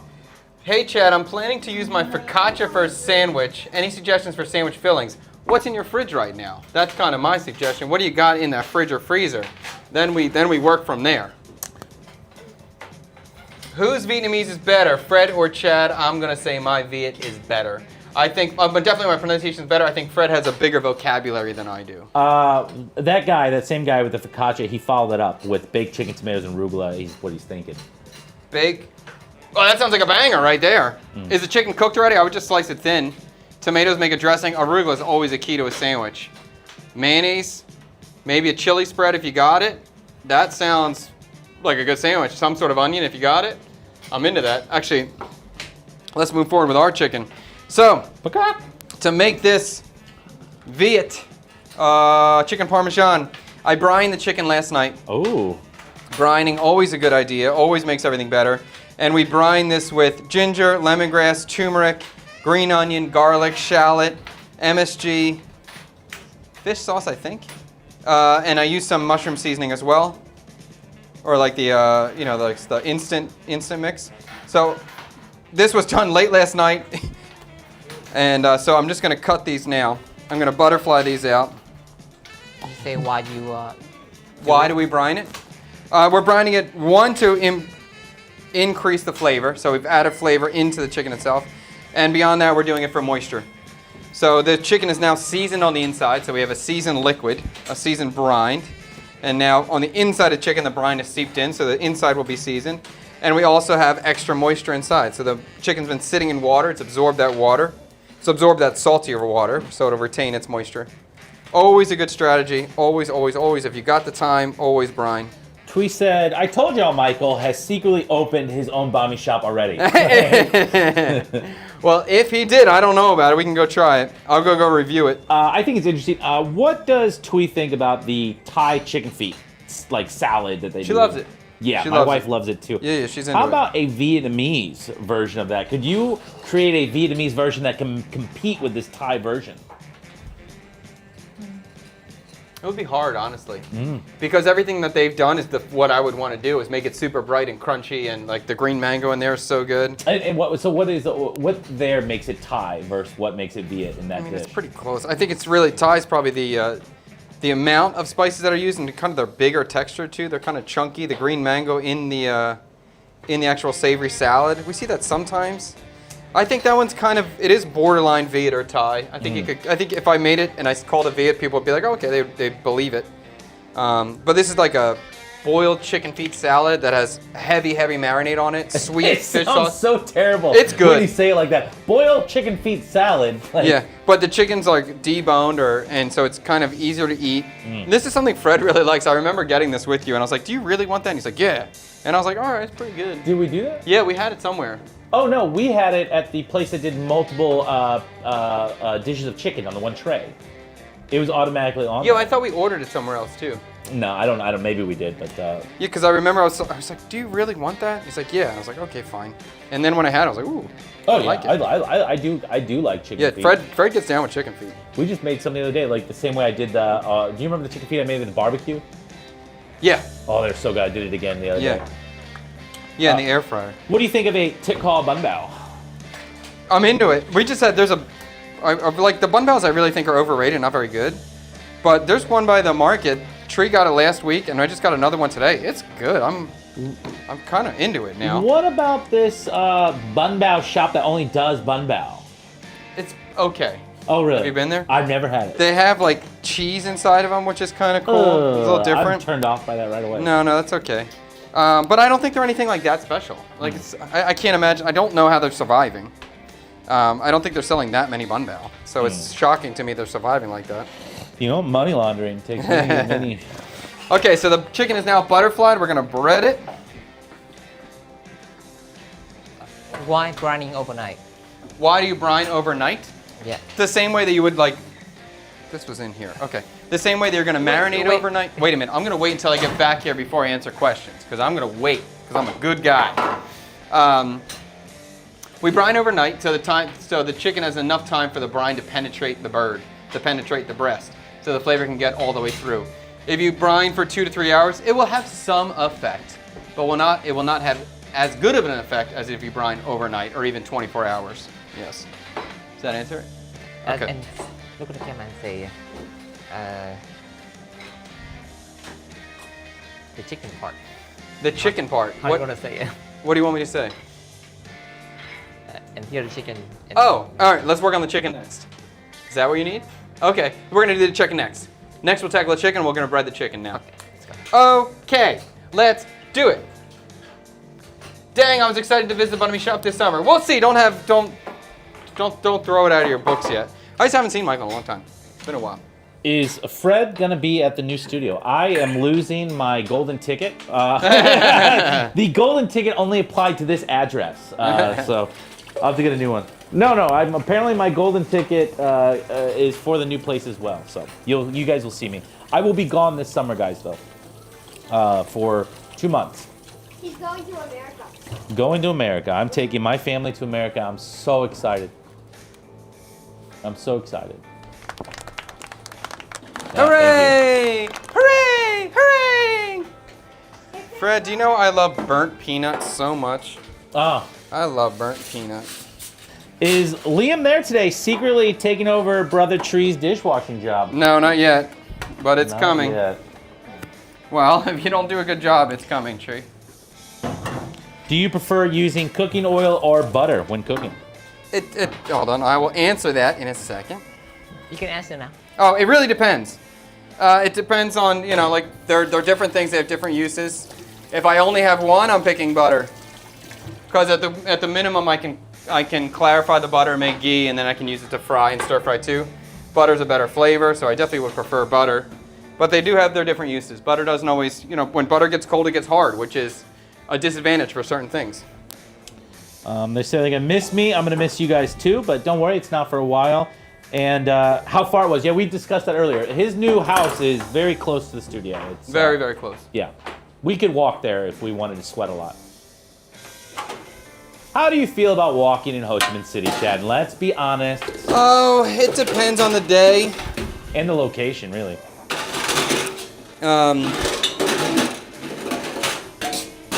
Wait. Ho Chi- This one, wait. Oh. Sometimes like walking in Ho Chi Minh City can suck because it can just be so hot. I forgot how hot it can be. The last 3 months since December have been amazing. He's shaking his head no. Oh, it was amazing. The I heat could- now is crazy. Yeah, like I would have walked. If you asked me in January, December, I'm like, yeah, dude, I love take a walk, take a walk, take a walk. Today, yesterday, the last week, my whole week of moving, nightmare fuel, man. It's horrible. It's just so hot. I hate it. Yeah. All right, we're gonna go standard breading procedure right now. So we're gonna get our chicken. We're gonna go flour, egg, breadcrumbs, standard. The only thing we're gonna do. A little bit different on the breadcrumb. We're gonna do a mixture of panko breadcrumb and banh mi breadcrumb. So these are shredded banh mi's that we had from before. And we're gonna do basically a 50-50 mix with panko and shredded banh mi crumb. Is this the last of the big thing of banh mi you have? I threw it all out yesterday in the oven. Oh, okay, Chad. I had a lot in the oven, and I was just like, I don't know if mice have ran on or not, and we're moving tomorrow. Let's just get rid of this stuff. Somebody's asking what are the top 2 or 3 things I'm going to eat once I'm stateside. First thing we're going to eat is Emo's Pizza from St. Louis, thin crust, interesting Provel cheese. I'm going to show that to my wife. She may most likely hate it. Yes. And then after that, I want to get like an Italian-style sandwich. Something from, I can't remember the place's name. What are the chains that they have now that do sandwiches? Not Quiznos, No. Jimmy John's, not a Jimmy- Firehouse. Firehouse, we have a Firehouse. That one was okay. There was another one, that Jersey Mike's. Jersey Mike's. Jersey Mike's real good, so I want to eat that again. But I heard Jersey Mike's was bought by big money. What do they call that? Like corporate money, and now it's not as good. Oh. Black Rock or something. Well, I ate it 2 years ago. It was fire. It was really good. Yeah, that was previous. And then I'm going to go to a diner and have country fried steak. Here's, what do you think your wife's favorite food from America will be? Oh, the Vietnamese food we make at home. That will be her favorite food. Probably, you know what? I gotta be honest with you guys. I have no idea what her favorite food's gonna be. It's gonna be something I make at home. My wife really enjoys my cooking, and I know how to cook for her. Yes. Yes. It's important. You can't go full American for her. There's definitely, I think Vietnamese definitely have a certain palate, and going to a Western country, a lot of times they're like, can we just have rice, please? Can we just please have rice? I remember Tweet saying that all the time. Anything we cook on a grill and serve with Private equity, thank you so salads. much, Cayman. Private equity, yeah. Yeah, oh, we're still getting Jersey Mike's still fire. Jersey Mike's still good. Jersey Mike's going downhill. We got some different opinions over here. Whoa! Different opinions going on. Mekong, I won't be leaving Missouri. Chef, have the fuel prices dropped a little in Vietnam like it has in Australia? They have, but they definitely have. They definitely have. But I don't know if they're going back up too, because I know the peace deal was signed and then it broken. So I don't know what it is today. I think the ceasefire's still going. It's just anyway, gas prices. Yeah, I think they went down a little bit. Yeah. Hopefully they stay that way. All right, let's start with 4 eggs. I don't think I'm going to need a crazy amount. Chef, what is this here on the screen? Capriotis? I don't know what that means. Oh. Capriotis. I never heard of that. All right, so we are mixing some eggs. I'm going to add a little bit of water into the egg mixture just to thin it out. I typically will do that for a standard breading procedure. I'll be in the chat with you guys. They're asking how can I be in the stream even when I'm in America. Oh yeah, you can do that. I will be in the chat with you guys. I'll come in and say hi. And I'll tell you, we could still probably give you the link that you could highlight a comment. Yeah. So if you're in, you're in. Although it'll be a little late for you. Huh? You can call to the stream. Oh yeah, we can get you a live call it in. Yeah. We'll see. I'll be watching my mom though. Oh, that'll be so funny with your mom. We could call you and you can do a voice chat or a video chat. Yeah, and then I'll fix my mom's comment so it doesn't always say Fred's mom. No, don't you just dare. say Fred. No. Fred and Fred's mom. No, don't you dare take away that. Apparently that name, that Capritas is a chain. Oh. So that's a West Coast sandwich chain. I miss banh mi sandwiches every day here in California and the prices. Wait a minute, you can get banh mi's in California? Maybe you can't get a banh mi for $1 in California, but... Good question from Big Banana. Are electric motorcycles a trend in Vietnam? Are they a trend? Whether you like it or not, they're a forced trend. I mean, there's the whole company. That's all they have. Yeah, VinFast. There's definitely... No, that's not the name of the... It's like the Grab. What's the Grab that only does electric? Sang SM. Yeah, but it's still VinFast.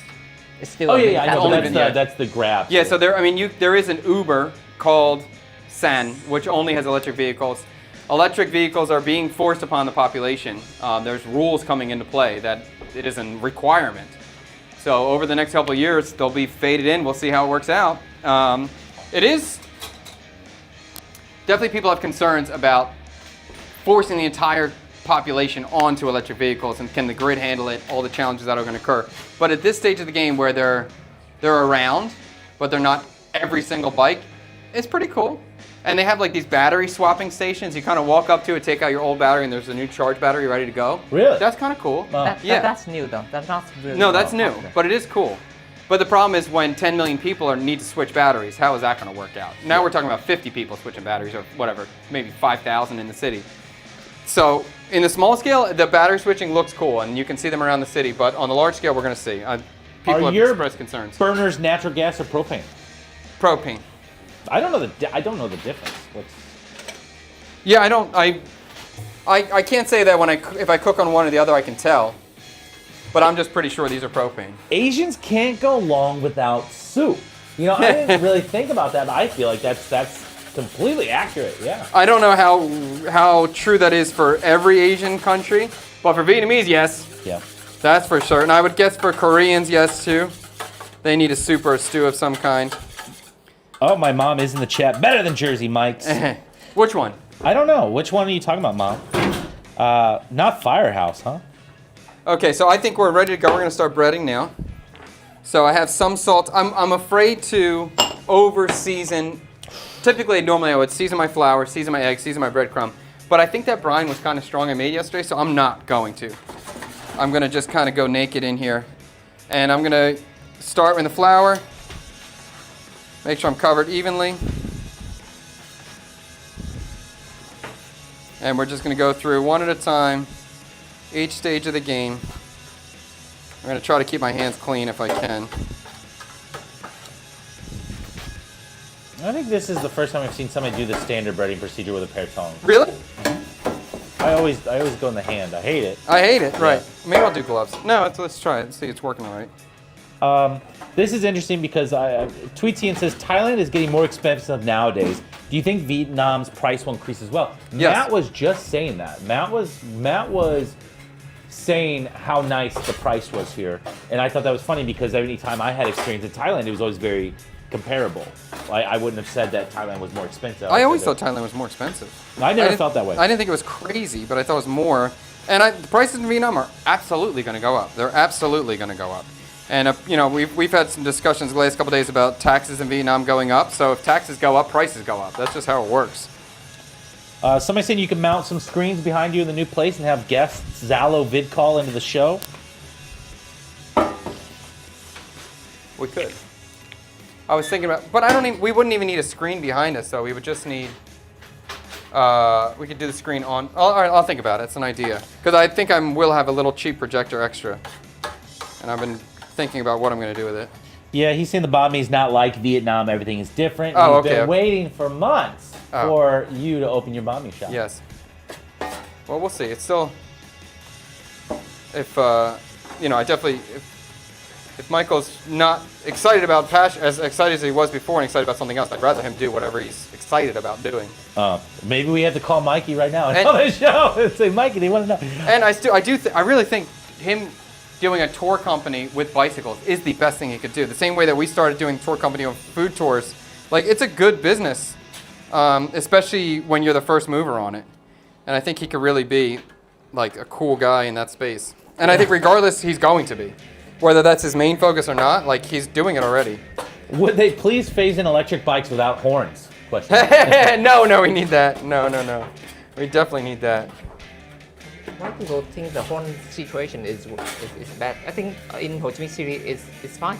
You think the horn situation is fine? Yeah, I never heard the horn that much. That's because you're a Vietnamese young man here, and you grew up with it and you're used to it. The horns don't bother me. That doesn't bother me.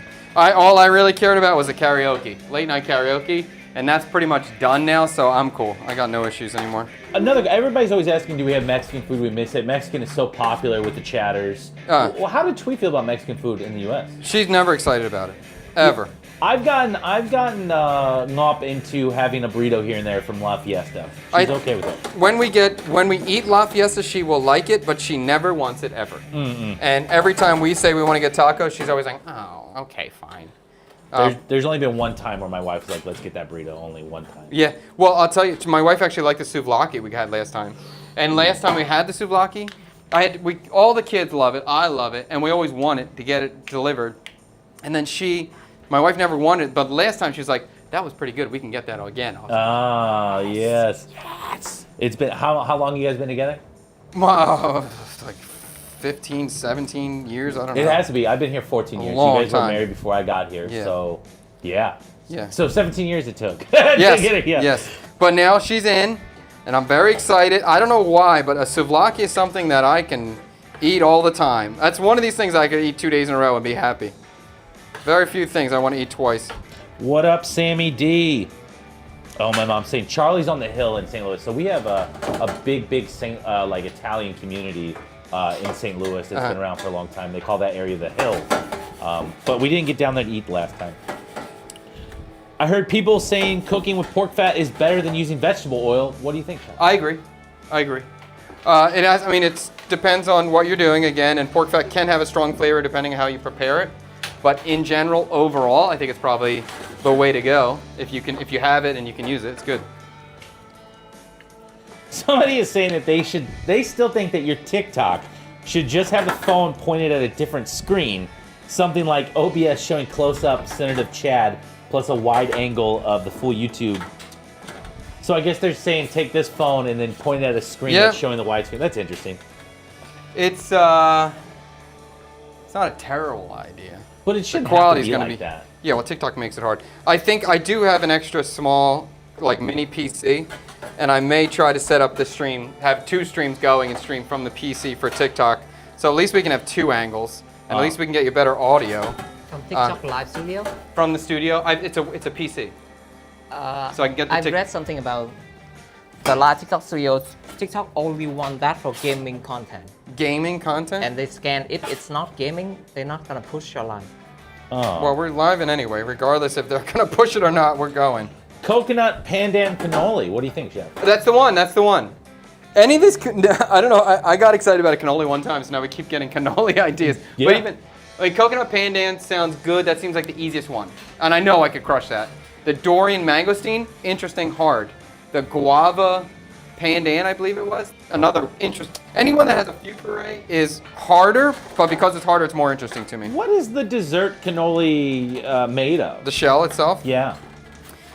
it's a flour base, and there's fat inside. There's some fat inside. That's all. I I really can see you know. doing something fun with that. I would like to do it. I can't wait to, like, because if I can get a big convection oven and put it in the basement, and I could just make some baked goods, like, yo guys, I made 40 cakes today. Who wants them? Prepay, pre-buy. That's cool. Or like that would be fun. I would enjoy that kind of stuff. When I was in high school one time, we went over to this kid's basement. We were all, this is the first, I'm sorry, chat, I used to smoke the oregano. And we were doing that, and I went to go look for the bathroom, and I flipped on a light, and it was an entire bakery in this kid's basement that I had no, like, you're talking like all of these, like, you know, like, say, like 50 cake bands hanging on the wall with, like, the different, like, Elmo shapes and things like that. And I was like, what is going on? What did I walk into? And did you just have some oregano too? So you're even like, Yeah. oh my God, is there anything? That's right. All of a sudden there was a nice, beautiful birthday cake with a bite out of it the next day. I wish. I should have raided the fridge. Do you miss Taco Bell? Yeah, I like Taco Bell. Yeah, I'd be down for some Taco Bell. Somebody wants to know what you're making. We are making a Vietnamese-style chicken parm. That's the idea here. Going through our breading now. We're almost done breading. And then we're going to be frying. We're close at this moment. Check that tomato sauce, re-season it. Fry the chicken. Assemble. Does Chef Chad and Cyber Daddy remember their anniversary date and the date they met their other half? No, I have no idea. Oh man, I don't remember the date. I mean, I know what day I got married, I think. Yeah, that's even a good I luck think for me. October 27th I got April married. 10th, I'm pretty damn sure. Yeah. I'm pretty damn sure. But I'm not positive. I wouldn't bet money on it. When I first met my wife, she stayed with me for 2 weeks. Oh, that was during COVID. Yeah, we met and then she Okay. stayed with me. Leave it set. Leave it there for a Can you second. talk about the breading situation? This is the standard breading procedure. Yeah. Flour, egg, breadcrumb. Anytime you see anything breaded in America, in the West, in Europe, it always follows this standard practice. Flour, egg, breadcrumb. Dip it in flour, dip it in egg, dip it in the breadcrumb. It's done. Chicken croquettes, mozzarella sticks, chicken fingers. Everything that looks like it has breading follows this procedure every single time. Good to go? Good to go. Bada bing. I give my Tang what he wants, okay? He comes first. He says, stop talking and give me that. I do it. Viet Styles Egg Benedict. We do that already. Viet style. We did it. We did a Viet Egg Benedict. It was good, too. Is that up on YouTube? Yes, it's good. Yeah, check out YouTube. There is a video already. On the main channel. And it was a good one. Chef's content on TikTok is good enough. Don't get complicated. I get to see the edited version on YouTube. Well, that's from Dark Knight. All right. Dark Knight watched all the time, so. Yeah, I can see that too. Like, because the TikTok does give you a unique angle, different perspective. And sometimes I forget it's on in there. So then you really get the unique perspective. How about a bitter melon and tomato cannoli? Whoa, bitter melon tomato cannoli? And you know what? If I did it, I would try to make it dessert too. I like that idea. How about like a bitter melon whipped cream? A bitter melon cream sounds good. Tomato cream sounds good. I like that. What is a kebab pizza? Kebab, like the Middle Eastern sandwich? A kebab pizza. Yeah, so it'd have the meats on top. Okay, so like a Euro. Yeah, is that a thing? Huh? I've seen it. I think 4 pieces, something like that. Oh, so yeah, maybe a 4-piece. Chef's mic is crackling. Okay. We're gonna work on it. Thank you, though. Thank you. You gotta. Did you guys have the ceremony where you went to the bride's house with gifts and trays? I didn't do that. My wife's very simple countryside family. Very little traditions they follow. They're still waiting on it. Well, your parents did come and offer gold, though, right? Yes, they did. I do remember that. Wow, the lemongrass is getting strong in here. That's cool. Okay, so this does have some Viet vibes in this tomato sauce. Check out this comment when you get a chance, Chef. Also, this is from Ying Win. Also, thank you, Chef, for the Scrapple episode. The very next morning, I went and bought Scrapple, went to Ballet to get bread, and tried to make your sandwich. Love it. Love it. Bang-a-rang. Bangarang, Peter! Bang-a-rang, baby. All right, so looks like Chad is making a bunch of cannolis. What if I did a mixed dozen of cannolis that are interesting flavors? Okay, let's incorporate shrimp paste in a dessert. That's a hard one. But actually, it's not that hard because they do fruits and shrimp paste a lot, so we could figure something out with that direction. Make it fruity, go with it there. I'm going to cut this onion as thin as I can. This is going to be for the herb salad. So I'm just going to wait for that young, sweet gentleman over there to give me the signal that I can do it. Now, Be busy. Can I cut this onion? All right, I'm cutting the onion. Now, Sanctuary Play, I think this is a great idea. I don't know if Chef Chad would want me involved, but I think this is a terrific idea. So from Sanctuary, I'd love to have a Chef Chad and Cyber Daddy discussion and reaction stream, doing something like a year in review, taking like 3 minutes of each cooking, the comments, etc. in 2025. We could do that, and maybe we do that on Monday. I think that's when we make our 2025 tier list, maybe. Yeah, that's fine. We can do that. Yeah. Maybe let me see what tomorrow looks like and how we're looking after the move on Saturday and Sunday, and then I'll talk to Freddie and see if that's going to be the strategy, or if you're free on Monday. Strategy. I thought it was at the end of the year. Oh, 2025. How many episodes did we do in 2025? I don't know, but I've been cooking a lot. I've been cooking a lot. Chat, was there, Sanctuary, did we do Cooking the Comments in 2025? You know what? I don't know if we did it in 2025, because I did all the pop-ups in the last year. The last pop-up was Christmas, and then we did Christmas Comments after. Yeah, that's true. So it would have to be at the end of this year, 2026. Chef could do his review his pop-ups. Yeah, maybe I can review the pop-ups. That's another option. Talk about those people he didn't like. Cooping off the rails. It really... Of course, not every customer is great when you have them in here, but it was really the mixing of customers that was the hard part. It was the people that just didn't vibe well together, and the people that were just here and just didn't care. I'm like, why are you here? It was really unfair to Chef on our last episode that he did, the Christmas episode. I was here, and I was dressed as Santa, and everybody was being merry, and you had both ends of the table were really into it and really into communicating with each other, and then kind of the middle, all in front of Chad. And nothing wrong with them. It's just that they were very, very quiet, and it just felt like they weren't. You could tell that kind of energy sucks away from Chef, and it makes his job even harder. And I can understand why he wouldn't want to. He's thankful for the customers and thankful for people, supporting him, but it makes it hard if he's sitting there and doing it live. Honestly, I wasn't even thankful for the customers. I'd rather you not be here. I'd rather you not be here. If you don't want to come, I don't want to cook for you. I have no interest. I don't need it. I don't want it. I only want to cook for people that want to be here and excited about what I'm doing. If you're not, please don't come. I felt like that situation was one girl brought her, like Yes. 5 of her friends or something. There was one girl that was excited. She was very nice, and then her friends just came and they just didn't care. But it wasn't. There was more than that. But anyway, I got my dressing here. I just tasted. It's kind of cool how the shallots are like breaking down and melted, and they're kind of thickening this gravy or the dressing. Look at this. It's interesting. That's all shallots doing that? Yeah, look, they softened up. What is this? This is fish sauce, the shallot oil, lime juice, And what you cook? sugar. No, I didn't cook it at all. It just sat there, and it's gotten like thick, That's amazing. which is kind of cool. This is a little bit strong in flavor with the fish sauce, but I'm gonna leave it like that because it's the only fish sauce element, and I'd like you to feel it when you're trying it, or when we're eating this. I have a little bit of chili jam. It's just kind of sweet. I'm gonna add into this as well. Can I do it? Okay, this is not super spicy, so we're just doing a little bit in there. I'm using this almost as a sugar, as a complex sugar. Go ahead and check out this comment. They opened a Trung Nguyen Coffee in Philly. Yeah, Trung Nguyen is not my favorite coffee chain. They opened a Chung Wing Coffee in your hometown as their Okay. first spot? That's funny. If it was a Highlands, I'd be more excited about it. That's funny, If though. it was a Cat and Hat, I'd be more excited. Trung Nguyen is my least favorite of the coffee chains. Hook quotes. We're going into the deep, and yeah, Rufio. Oh, dude, You know, I'm a Hook fan. Steven Spielberg, that's like one of his least favorite movies ever made. Why? Spielberg hates Hook. You suck, dude. He likes the beginning of it, which the beginning of that Hook movie is so good. It's like got like creepy elements to it. You know, Hook is back. The Like, movie's so good. I like the whole thing. All right, so the onions. Sorry, let me move all my stuff out of here so I don't have too much going on the board at one time. The onion is going to be for an herb salad. So I cut the onion. I'm going to make the herb salad now. We got to make sure we get Tang what he needs. So I cut. I'm going to pick the herbs. I'm going to mix it with the onions. Okay, but I'm going to put the onions in the ice water right now.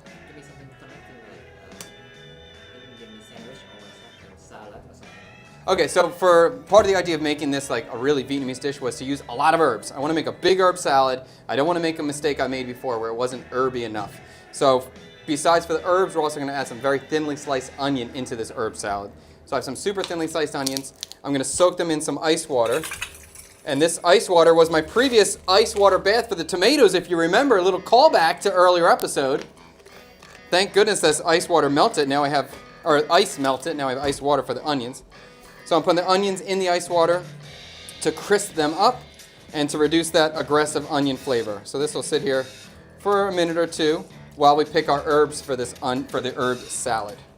Austin in Texas has been binge watching your YouTube, and he's 10 to 15 videos away from finishing it all. Whoa! And he just went to a restaurant 3 days ago and got bún bò Huế and Cao Lao and loved it. Oh, nice, dude. That's fantastic. Wait, you got Cao Lao in Texas? He said it was obviously not authentic, but Okay. I wonder how authentic food is in Dallas or in Texas, because there's a lot of people from There's a lot of Vietnam.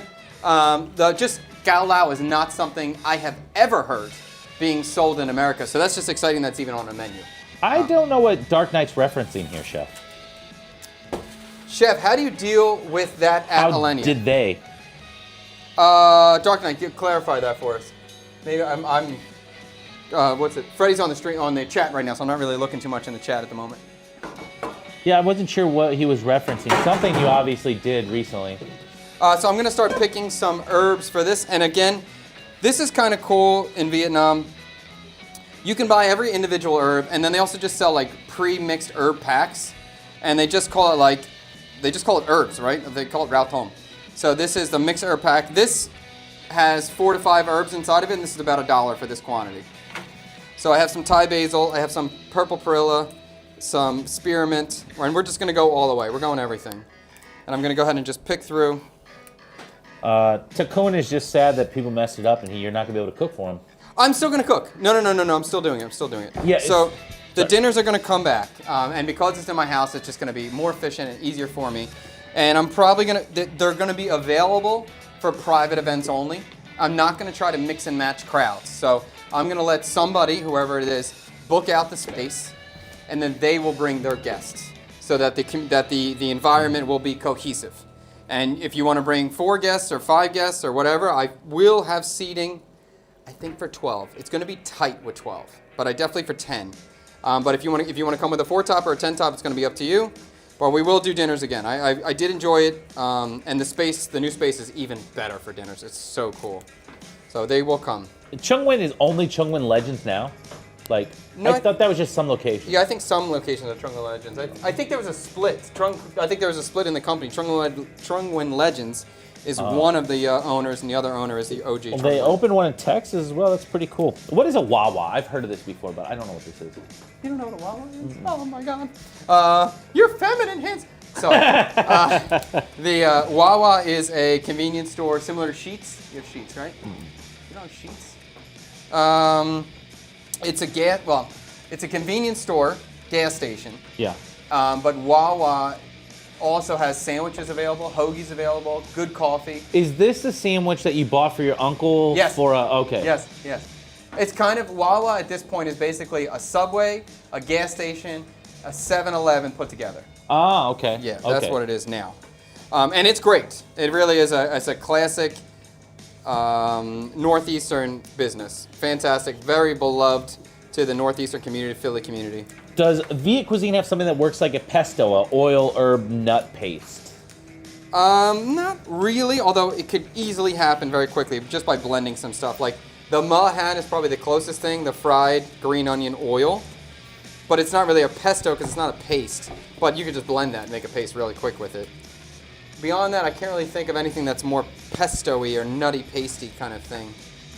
But they're very, very easy to happen, and there's so many things that would naturally turn into a pesto just with a little bit of friction. When I ate at Alinea, I understood the concept, but I was exhausted with the presentation. I just wanted to eat. That's Dark Knight. I get that. Yeah, I mean, that's part of the vibe. You got to be ready for that experience, and it's definitely not for everyone. And as I get older and older, I think I like it less and less. When I was younger, all I cared about was how many courses do you have? Like, if you're serving 6 courses, I thought less of you. If you're serving more courses, 20, 30 courses, I'm like, yeah, that's a good restaurant. I wanted as many courses as possible. That was pure young ego. And at this stage of the game, that's not as exciting to me. I had a question that I thought of for you when I was driving the bike the other day. Yeah. What is something previously, it could be anything like a technique or an ingredient or just the way that you thought that restaurants work, that you believed 100%. You were just so correct on it, and it was true. And then as you've gotten older and wisdom has come into your brain, you realize that you were just incredibly wrong. I mean, I always thought there was a right way to do something with food techniques, and I thought there was technically correct things about food, and I realized that that's totally wrong. There is no correct way to do anything in food. That's a big one. That's huge. Yeah. Like even the thing. Could you give us an example? Yes.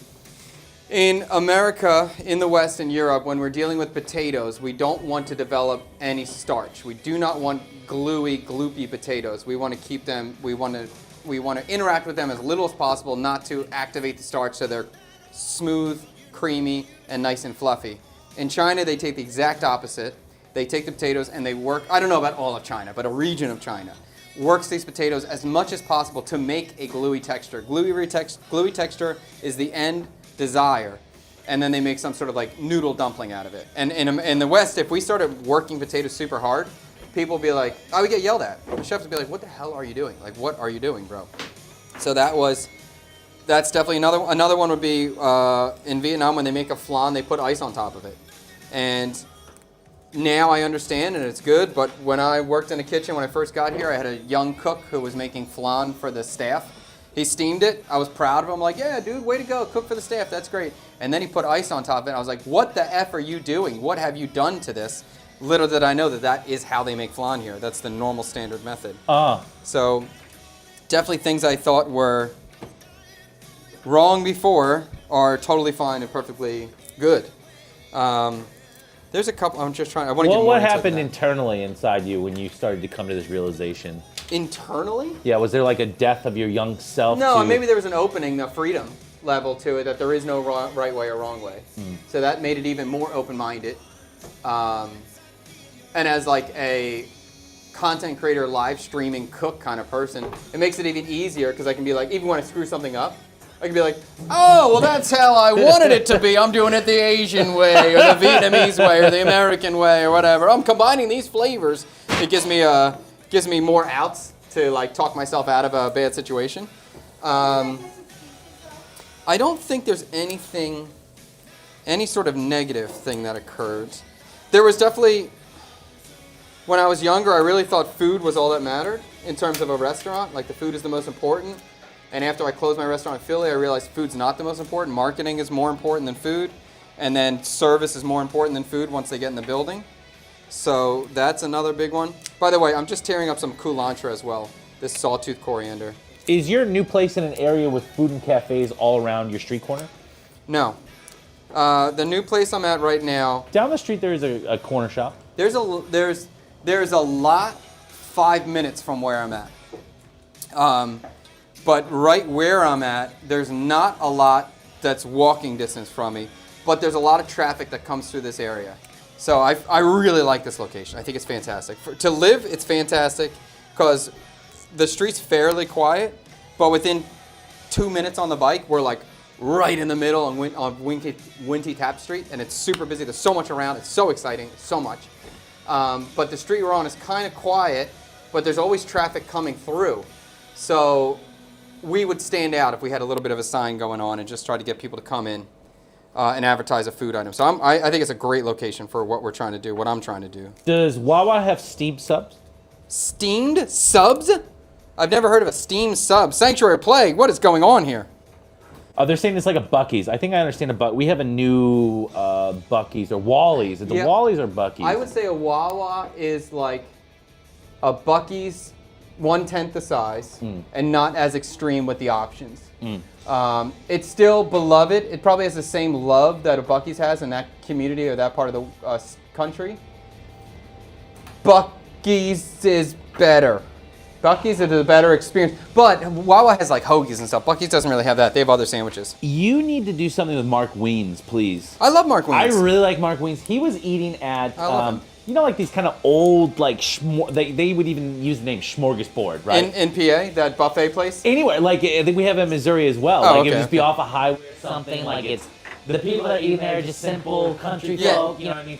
And you go in there, it's not great. You know it's not great. Yeah. But Mark Wiens is eating it. Yeah. And so it's great because Mark Wiens has his face. He's going, he's just eating Yeah. a soup that I know is like, it was canned sliced carrots, My canned God. green beans, mixed. No. But he's eating it and he's got a big smile on his face and he goes, you know, that's a 6. You know, that's a 6. Oh, is that what he said? He's so that. I and appreciate that. At that moment, I go, oh, just Mark Wiens is like you. He just loves fucking food. Yeah. And that's his, this I'm eating food face is that kind of smile that he gets, right? But even if it's mediocre food, he still enjoys it. He still enjoys Yeah, it. yeah. He's eating food, but he's giving his honest review, and he's going, well, hey, you know, this is a buffet catfish. This is buffet chicken. So of course it's not as good as this, but he's giving an appropriate rating for a buffet, right? I'm very glad he didn't like overrate it. That's a very No, nice. he was very fair to it and very realistic, and I Yeah. liked it.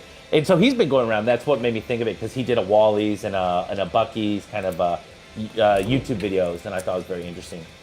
Okay, so I have all my herbs picked here. A decent amount of herbs going on, and I have some green onion here as well that I'm going to pick through carefully. This is kind of this green onion is not the freshest, but again, I said I'm not buying anything extra today because we are done in this place. Hard boils on stock, always frowned upon in the Western cooking. There you go. Yep, another good example.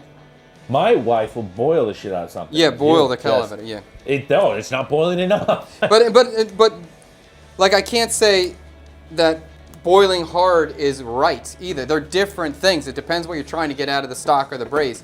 Boiling hard is just gonna make it more cloudy, right? Boiling hard makes it more cloudy. It also changes the texture of the meat. Uh-huh. So if I'm trying to get really tender meat, I'm not going to boil it. I'm not boiling it. But if you boil meat hard and get it tender, it has a different tenderness than it would have is if you took a longer time and cooked it at a lower temperature.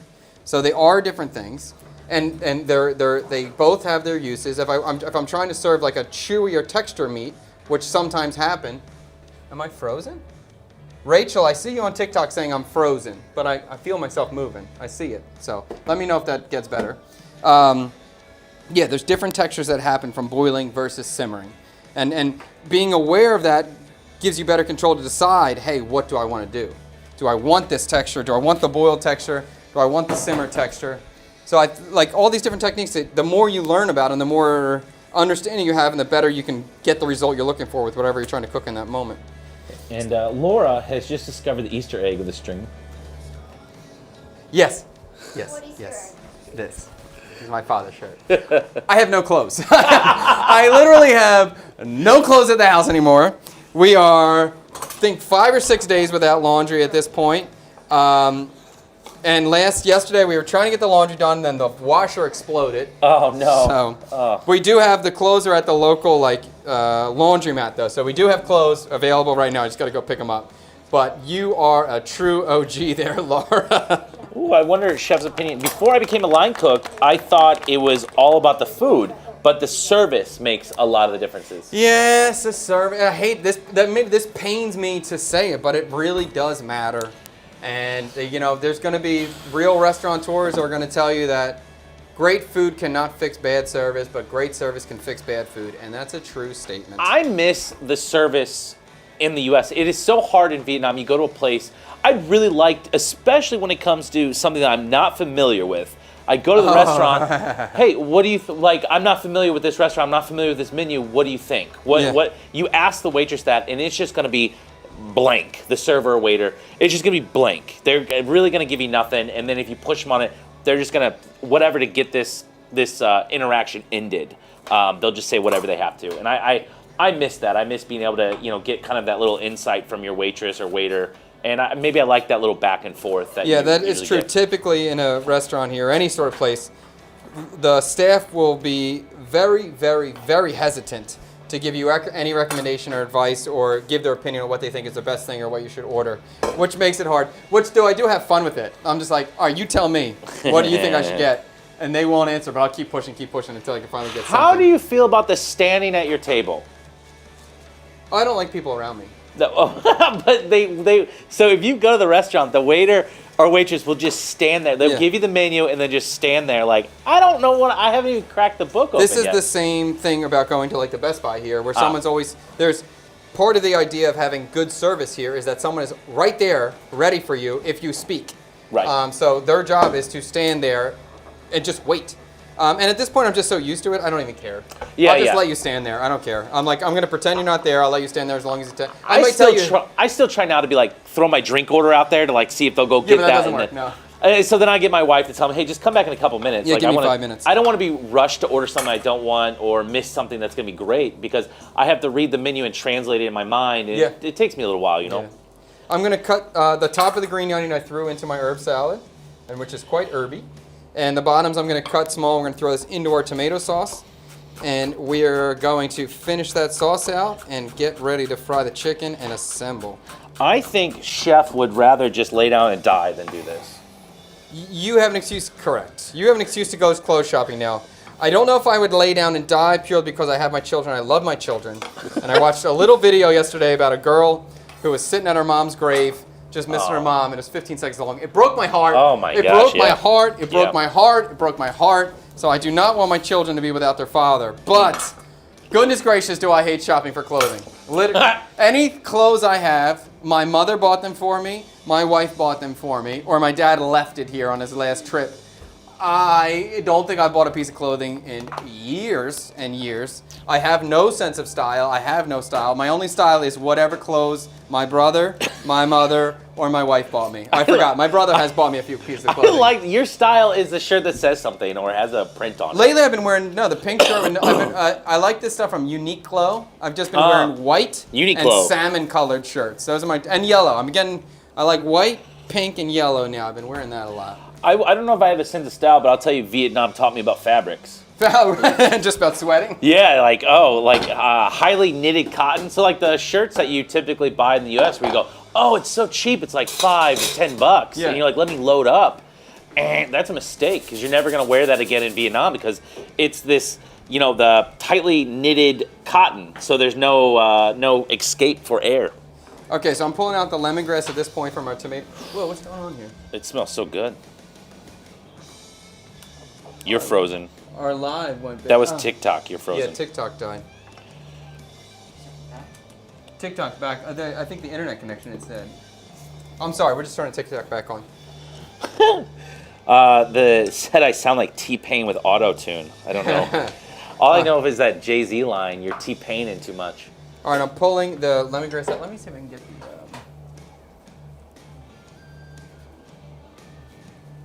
I'm taking this off. Are we live? Okay, we're live again on TikTok. Okay, we're live on TikTok. All right, so I'm just going to check this sauce out. I want to go through. I'm going to pull the lemongrass. I'm going to pull all the lemongrass out. Hold on, let me look at the camera and do it again. All right, so let's check this tomato sauce and finish this up. So I'm going to pull the lemongrass out. We'll taste for seasoning once again. And I'm going to thicken it with some cornstarch if I can find some. Or I could blend it. How's the sauce? It looks good. It smells good. The lemongrass is very fragrant. I am excited. I think we do need to re-season though. I think we're going to need some salt in here. And it's a little bit thin to me. So I'm definitely going to need to thicken it. And that could just be from... Okay. Okay, I'm just trying to imagine. Okay, I want more salt in this for sure. Chad, you can definitely pull off the Korean dad vibe with that one shirt you had on. What is your shirt? Oh, I think it's the collared shirts.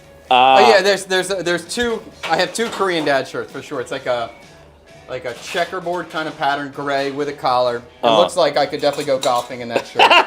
Okay. Yes. Yeah, I definitely. I call it my Korean dad shirt. Yeah, Uniqlo does have some like their Airism products. I gotta when in the U.S. I'm gonna buy you a pair of underwear that might seem weird. That's fine. But I only wear these underwear that are like $25 a pair. But I $25 for underwear? But once Dude, Michael talked about like underwear like that too. I went into this place to get them, and my mom was like, "All right, let me get a couple for your stepdad," and they're the only ones he wears now. He's been converted. They had to do the whole, redo all of his. Like some days, if she says that if she doesn't get the laundry done in time, you can see that he'll dig through the old ones and he just won't go back to your Fruit of Looms or Hanes or something. Yeah. Yeah.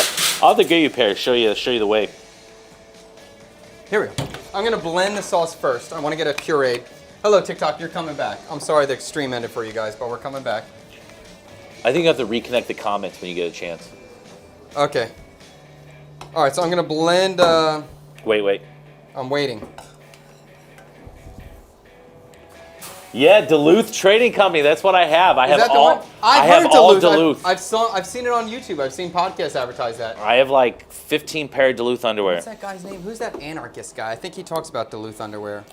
Duluth used to be better though. Apparently, I'm getting the they used to be made in like Thailand. Can I blend this? Okay. Who's the anarchist guy who talks about Duluth underwear? Anarchist. Anarchist, yeah. What's his name? All my clothes are Duluth. All my shorts are Duluth. All the shirts I wear are Duluth. I went to Duluth and spent like $1,000 like 3 years ago, and that's all I wear now. The upside of streaming at the new house for Chef is if Tree doesn't wash the dishes, you won't need to wait for him and just leave him alone downstairs until he does the dishes. 100%. That's it. Who was that? What channel? Yes, on YouTube. Yes, that's the reality. I get to just go into my house and Tree can take as long as he needs to take to wash them dishes. And there's even a private sink outside. It's going to be amazing. It's amazing. I think that has to go to Michael. I think Michael and Chad met each other like T-ball. I didn't meet Chad. Oh, and yeah, in terms of longer, definitely Michael. But for Michael and I we met when we were young. We didn't really hang out very much. And then we hung out a little bit in high school through another friend, kind of was the core, and then we hung out together from there. But Fred and I had a tight relationship in college, and then we lived together too. So maybe Fred and I had more quality time together. Michael is known longer. And then after college, that's when Michael and I really got to know each other better because we started working together a little bit. So definitely. You mean at the restaurant? Yeah. At same? Yeah. Yeah, that's great. Yeah, we definitely. Michael and I did a lot of hard work together, and we went through a lot of shit together. So we definitely bonded after college. Sorry. Nothing like getting your ass kicked at the restaurant with somebody to create. Or to have disasters occur. What's up? How does it taste? How does it taste? I didn't taste it, young man. I like the texture now blended. Blended, this looks good. I'm still going to thicken it. Why do I even need to thicken it? I'm going to thicken it.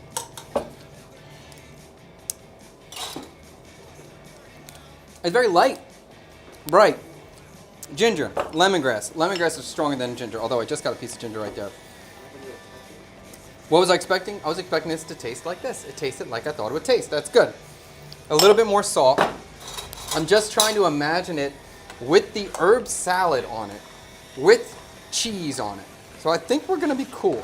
I think we're gonna be cool. Do I wanna go thicker? It's close. It's close. How's the fam doing, Chef? My fam, dude, we're kicking butt now. My wife and I have been a little stressed moving, so we may be a little bit quick to yell the last couple days. Turn off the air conditioner, close the door.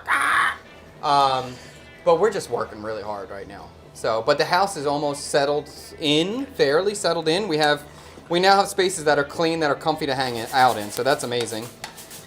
But we're all very, very excited about the new house. The whole family's very excited. We have a lot of space. We went from, our living space is at least quadruple to what we had before. So, we love the new area we're living in. This tastes good now. This is good. Sour, acidic. The lemongrass is really good flavor. I'm excited. I think I'm gonna leave it without the lid on it. I'm gonna turn the heat on really low and just try to thicken it through a little bit of evaporation and not try to add any starch to this in any way. Tommy John's is a clothing brand?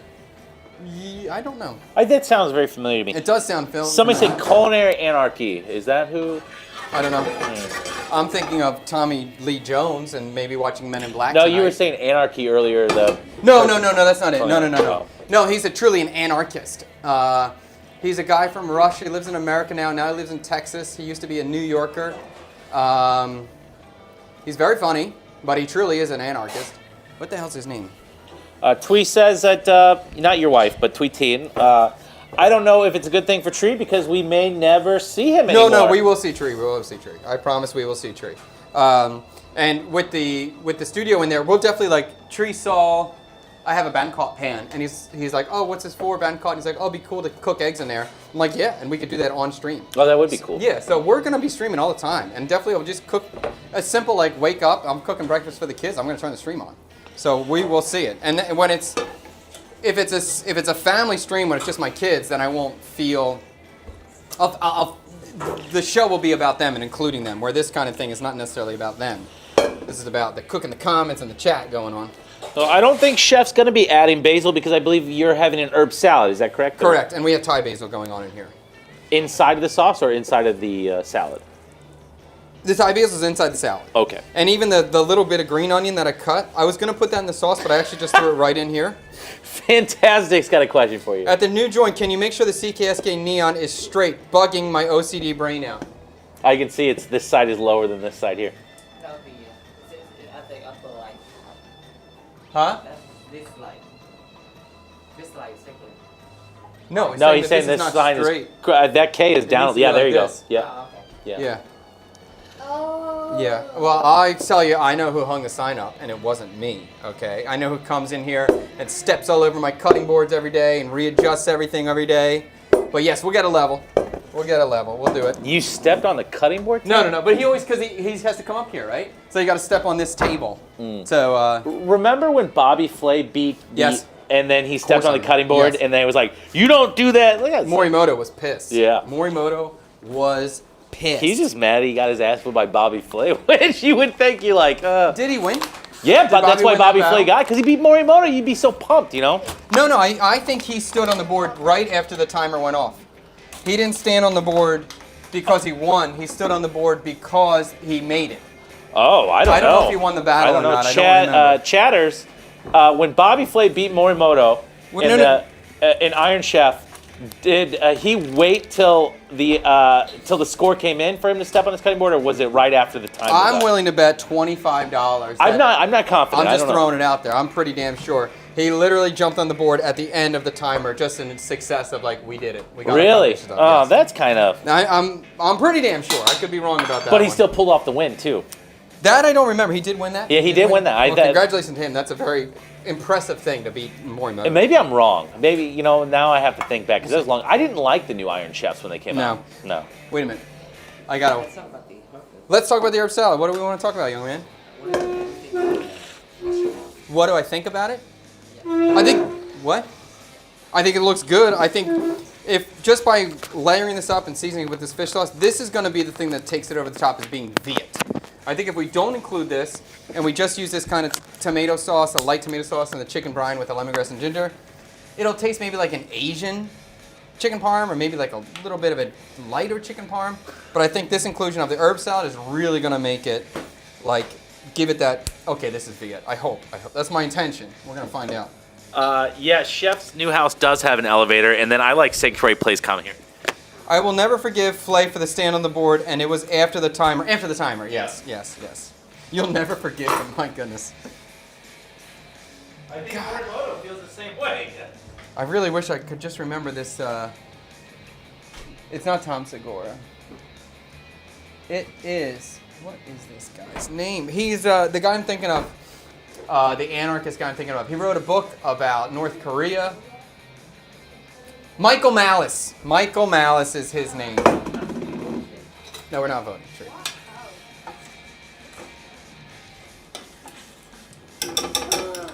Oh, yes, but I think Michael Malice talks about Duluth underwear. All right. Pork fat is going in. We are frying. Ready? Yes. Oh, good. I'm starving. You good to go? Oh, not yet. Okay. Pork fat's in. I'm going to do a lot of pork fat because we're trying to deep fry the chicken. So I want to be fully covered.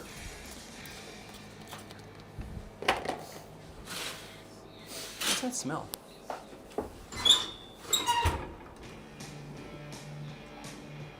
Okay.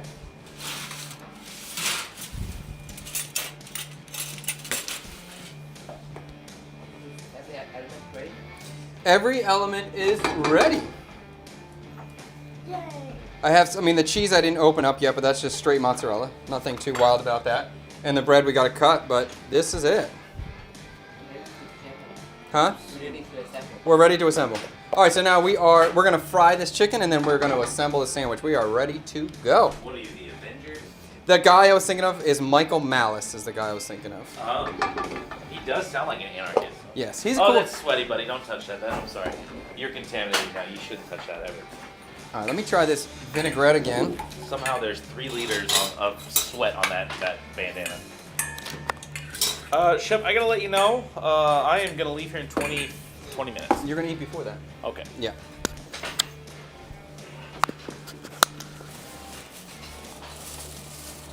Up 29 minutes, Chef. Sorry. You're good. Oh, I was wrong before the timer. In the 1999 battle, everything was going as planned until the final few seconds of the cooking competition as Chef Morimoto rushed to put the finishing touches on his meal. Flay finished first, and without even waiting for the judges or the timer to sound, immediately declared himself the winner. Not only that, but he actually climbed up onto his cooking station and stood on his cutting board, raised his hands in victory as the crowd cheered. Sanctuary Play has you hate Bobby Flay, I feel. I got respect for Bobby. He has proven himself as a beast. After all that. Flay did not win. I told you, I didn't think he won. Okay. I didn't think he won.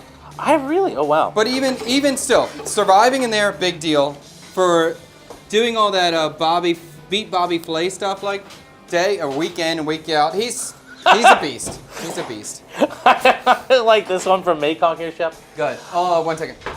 I thought you were blaming the mice for moving the sign and stepping on cutting board. Oh, no. That was the big mouse over there. The camera mouse. And what is your parents' favorite Vietnamese dish? Ooh, I think my mom does like bun sao a lot. She likes the soups. I don't know if that's ever her favorite thing. She likes bun cha. That's not her favorite thing. Bun cha is so good. I'm trying to think. Like my mom, where did we go last time? She thought the food was great. My mom's harder. My dad loves the seafood stuff, so he loves to grill the oysters completely. And he really loves any of the raw fish salads. Goy got trick was one of his favorite things he had last time.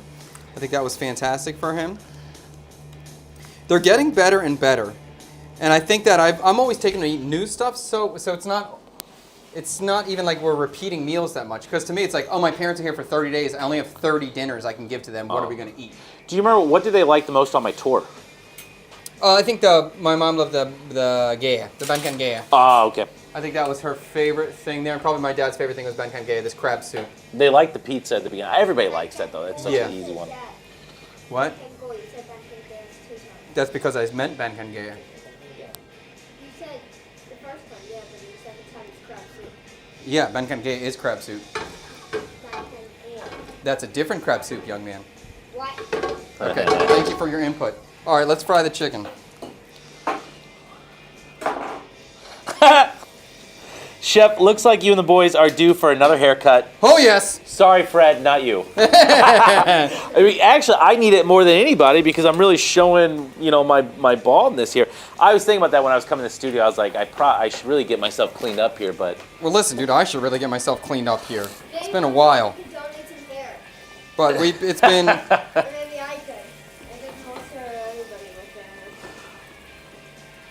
Oh, Craig likes oysters. I know that much. Yes, he does. Yes, he does. Everywhere we went, man, he always got a couple grilled oysters. That's funny. I do not eat the oysters here. He loves it. All right, so we got the chicken frying. I can smell the pork fat in here. Definitely porky and fatty. Do they have a favorite Vietnamese restaurant in Philadelphia? Do they even eat Vietnamese food when No, they're not here? much. No. Yeah. Do they even eat like any Asian food at all? Not really. Yeah. They'll like sushi. My dad will get, there's a place called Ninja Sushi in like the Russian neighborhood that advertises always 50% off. It's always advertised 50% off. So my dad liked that one. So they will get sushi every once in a while. And I think, now they eat more rice than they did before, but still not even close to any Asian household. Well, when they're eating rice, what are they cooking that with? I don't know. I think my mom learned how to make like the ginger braised chicken that my wife would cook, so she's cooked that a few times. Ginger braised chicken, very easy. Yeah, very easy and good. I made that at home for my family, and my brother was like, "It's on the bone." It's all bone? It's on the bone. Oh. Yeah, that's bro. Chicken comes like that. Like, I mean, you can make it without the bone, but yes. yeah, I did not. How do you heat and how do you fry it? How's the heat? At first I was a little worried because the heat was too high, but I was just trying to move. So I turned the heat down to about medium now. And again, it absorbed the oil, the pork fat so quickly. So we're going to continue to cook this so we get this nice and crispy on one side. We'll flip it, and then we're going to throw it in the oven, finish it with I don't the know. sauce and the cheese. I don't know this. Is this a Philadelphia address here? Oh my God, right off of Philman and Boston Avenue. Yep, 100%. You nailed it. That's the spot. What spot? That's where Ninja Sushi is. I heard it's not as good as it was, but that was a staple for us a couple years ago. Oh, I think Twee might be onto something here. Chef, with the new home, do you think your parents will stay longer with y'all in Vietnam? Yep. I can't believe we're living where we are right now. I can't believe it. And I think my parents will lose their minds when they see the situation we got and the bathroom and the bedroom that they're gonna have. Wow. It is cool. I think that was a big deal. It's a big deal for anybody, but you need your own space after a little while, Yeah, when they would stay with us before, we just had an apartment, and the bedroom that they were in was small and didn't have a window. So you couldn't really hang out in there, and then when they hang out in the living room, we're all out there. So there's no real quiet privacy spot. But in this house, there's so much space. You can be private as much as you want. And my dad and mom the area we live now is very good for walking. They'll love that. And we're very close to Chut Tan Mi, the big market. So I think my dad will love walking there at nighttime because he's going to say it's like the boardwalk, like the Jersey Shore. There's just so much going on. There's so much energy, so many lights. My dad loves lights. He loves bright lights and lots of people on the boardwalk. Anything that reminds him of the boardwalk is nostalgic to him, so he enjoys it. They're talking about the Nam Phum restaurant in Philly, and Yui confirmed that it's still there, and somebody says they're going to have to go back. Which one? Nam Phum? I think I know where Nam Phung is. I think it's close to Pho 75. But I think I've been there like twice, maybe. Honestly, the Viet food scene in Philly to me was okay. I didn't think it was great. That but- was my first Vietnamese experience was in Philadelphia. Oh, that one, that Vietnam house. And yeah, he that, sold it to me. He sold it to me. We're gonna get an avocado smoothie. Yeah. Like that was like, and That was the big deal. yeah. We before were in for- culinary school. We went for 7 ways of beef and avocado smoothies. Have you requested any more goodies from your parents to bring back next time they come? I haven't, but I would like a new. I would like horseradish. I would like a new like southern spice blend, like a Slap Yo Mama. The last Slap Yo Mama, I don't know. I felt a little uncomfortable about it. With there's a mess. Mice got into my flour, and then I didn't want to use it anymore. There is horseradish at the A&M? no. The import stores in D1? Yes. They have horseradish in a jar? Yes. Ooh, I do that's believe exciting. so. I saw it. I think I took a picture. Maybe I didn't send it to you. That's exciting. Well, I like horseradish. Oh yeah. All right, so I'm gonna keep flipping this till I get color that I like, but I'm not there yet. I want us to get together and do a prime rib. Prime rib is a cool one. And let's slice it. Let's eat it with some see, now- horseradish and cream. Now would and- be the thing, like, because it's in my house, so I can put it in the morning, and I don't feel like I have to hang out in the studio for 6 hours waiting for this thing to cook. Oh, I wasn't even talking about live stream. I'm just talking about me getting my yes. family together, your family together, Mikey, and let's just eat some prime rib. Dude. I'm down with it, but I am gonna live stream it. I am down with it. Horseradish grows well. Put it in the new place. And that's interesting. Chef's got a lot of room. Yeah, but it can't grow well in hot weather. I mean, maybe it grows well, but this is hot ass weather. No? I've never seen horseradish in a hot climate. I'm not saying it won't. I just never seen it yet. I don't know about Yes, exactly. 475 across from Nempung. Okay, yeah. something. My uncle used to own the pho restaurant behind 7-Eleven across from Namphong. Oh, I see. Do you know that one? No, I don't remember the name of that spot, but I know the area. I remember that street and location. What's up with this bread back here? That was the one. That's the Indian flatbread coconut milk one. Ah. I just baked it this morning. All right, so I'm just trying to get a nice crispy coating on here. We're getting there. We're close, We're close. but I want to get a nice color. I didn't have any Cokes today, but I'm not quitting. I was just too lazy to go. I already have my oven preheated, so we're just waiting to get the color in there, and this is going to go fired in the oven. We're going to melt the cheese. And I have some mozzarella cheese that I did just crack open. This is just standard shredded mozzarella from Australia. It is interesting, like most of these Western products that you would think of, most of them are imported from Australia. All the cheese products, dairy, even flours and stuff usually comes from Australia. Yes.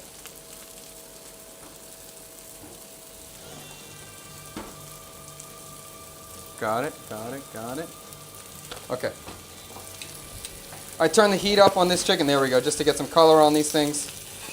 And we're getting there.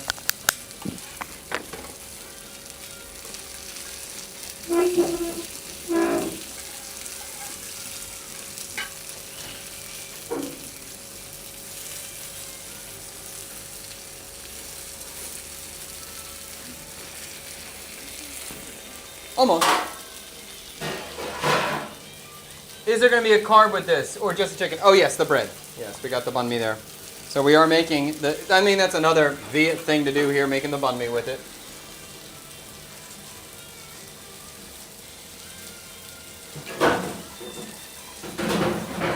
Okay.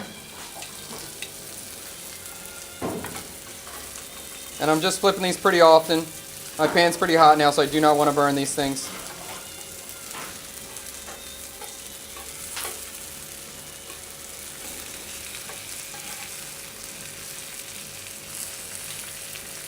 I think Freddie just left to get a sandwich. Little does he know he's going to come back and he's going to have this beast ready for him. But I know he's concerned about eating before he gets back to work.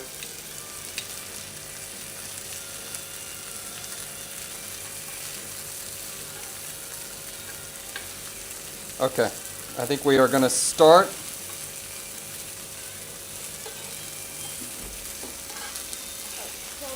All right, I'm going to add some macadamia nut oil here just to help finish this off. That pork fat disappeared. My pan definitely could have been hotter before I dropped this chicken in, so that would have helped. Well, we're moving now.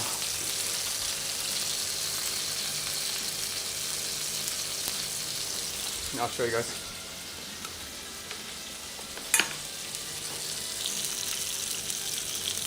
Looking good. Every time I see a fried cutlet of any kind, I'm pretty darn happy. Happy and excited.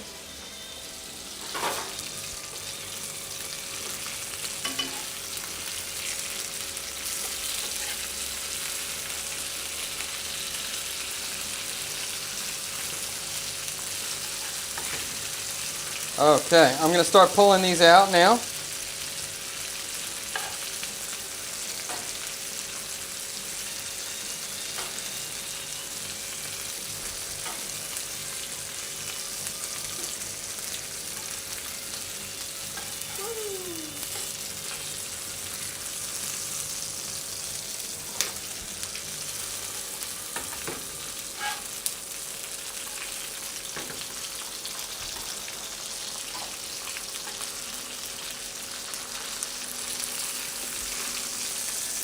Okay. And I'm going to just throw in my other pieces while this pan's hot. I'll cook all of them here.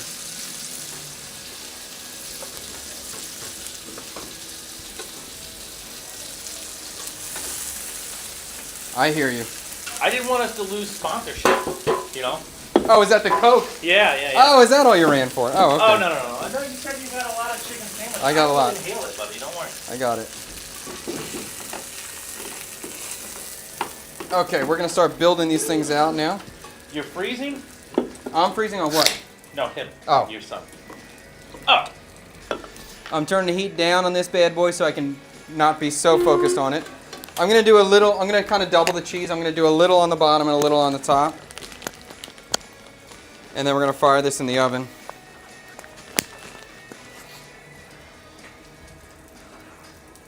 So this is our OG opening soundtrack. Wow. I thought you played a cornier one. No, that's the new soundtrack. This is the OG one. All right. Chicken, cheese, let's sauce it. Sauce it. Okay, here we go. I love sausage. Tang's saying, wait. Uh-oh, his camera died. Fred's like, what the hell? Oh my gosh. Camera. Fred's like, maybe be a profesh here.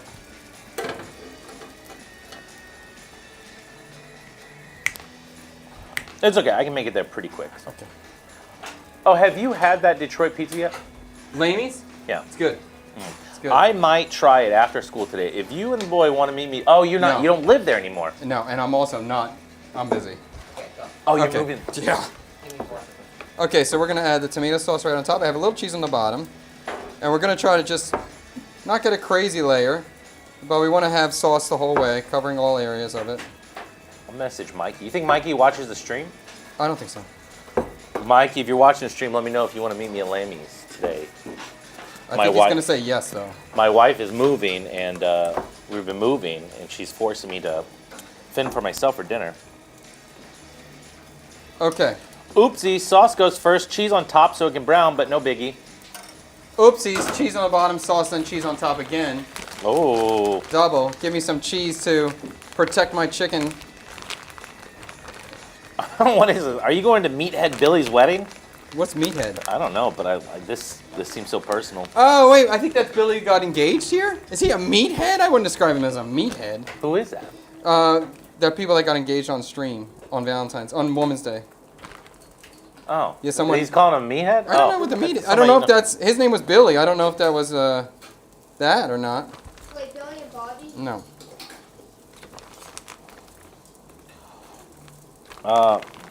You have a restaurant now? No. Does not have a restaurant. No restaurant. No restaurant. I have a studio space, and we're gonna be having like a street food cart kind of thing, but not a restaurant. Okay. Are you voting today? No, because I don't know what we're gonna do on Monday. I don't know if we're gonna be. Is dessert? Okay, I'm waiting for Tang. I put sauce and cheese on it. I gotta put it in the oven. Are you ready? Okay. Cranking. Let's assemble. Lori Lee's Seasoning and Dips. Hello from Surprise, Arizona. What's cooking? Laura Lee's. Why don't Oh. you guys hit Chef with what's cooking good looking? Why don't you get none of those? Whoa, why is that on full blast, dude? That's not going to be good. Ooh, visiting Thailand in May, specifically Bangkok. Any tips? They have the Grab app there now, so I'd pick that up. You're gonna want to go around with their. They have great transportation there. Can I cut this? All right, we're going to cut this thing down the middle. But eat. Thai food is awesome. It's so delicious. I would get, in Thailand, I would definitely try the desserts. I think they have better desserts in Vietnam. They have better markets in Vietnam. So I would definitely get that. I would get boat noodles as well. I think boat noodles is a cool dish. Oh, going from Bangkok to Chiang Mai. If you can drive a bike, we rented bikes in Chiang Mai and we drove them up the mountain, and that was a really great experience. Chiang Mai food was actually, it was kind of hard to find great food in Chiang Mai, really. It's not really a foodie city, but the environment, it's awesome. Okay, dressing on here. Ready? Here we go. Oh, I need the onion. I got onion. Fred gonna need to eat real fast because of Tang's B-roll shot. Where's your restaurant in Vietnam? So this is not a restaurant. Chef is cooking in his own kitchen studio. That's a Chad Kubanoff studio Yes, kitchen. this is a private space, not a restaurant.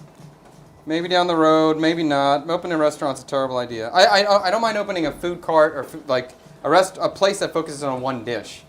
But a fully operating restaurant, although they're fun, although I want to do it, it's just a crappy business. Onions are going inside. I'm going to give this a little toss. So this has the dressing already, that fish sauce fried shallot dressing. And this does have a pretty strong fish sauce flavor right now, and I do want that here.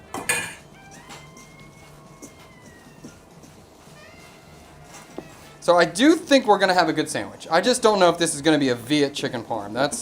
That is a question.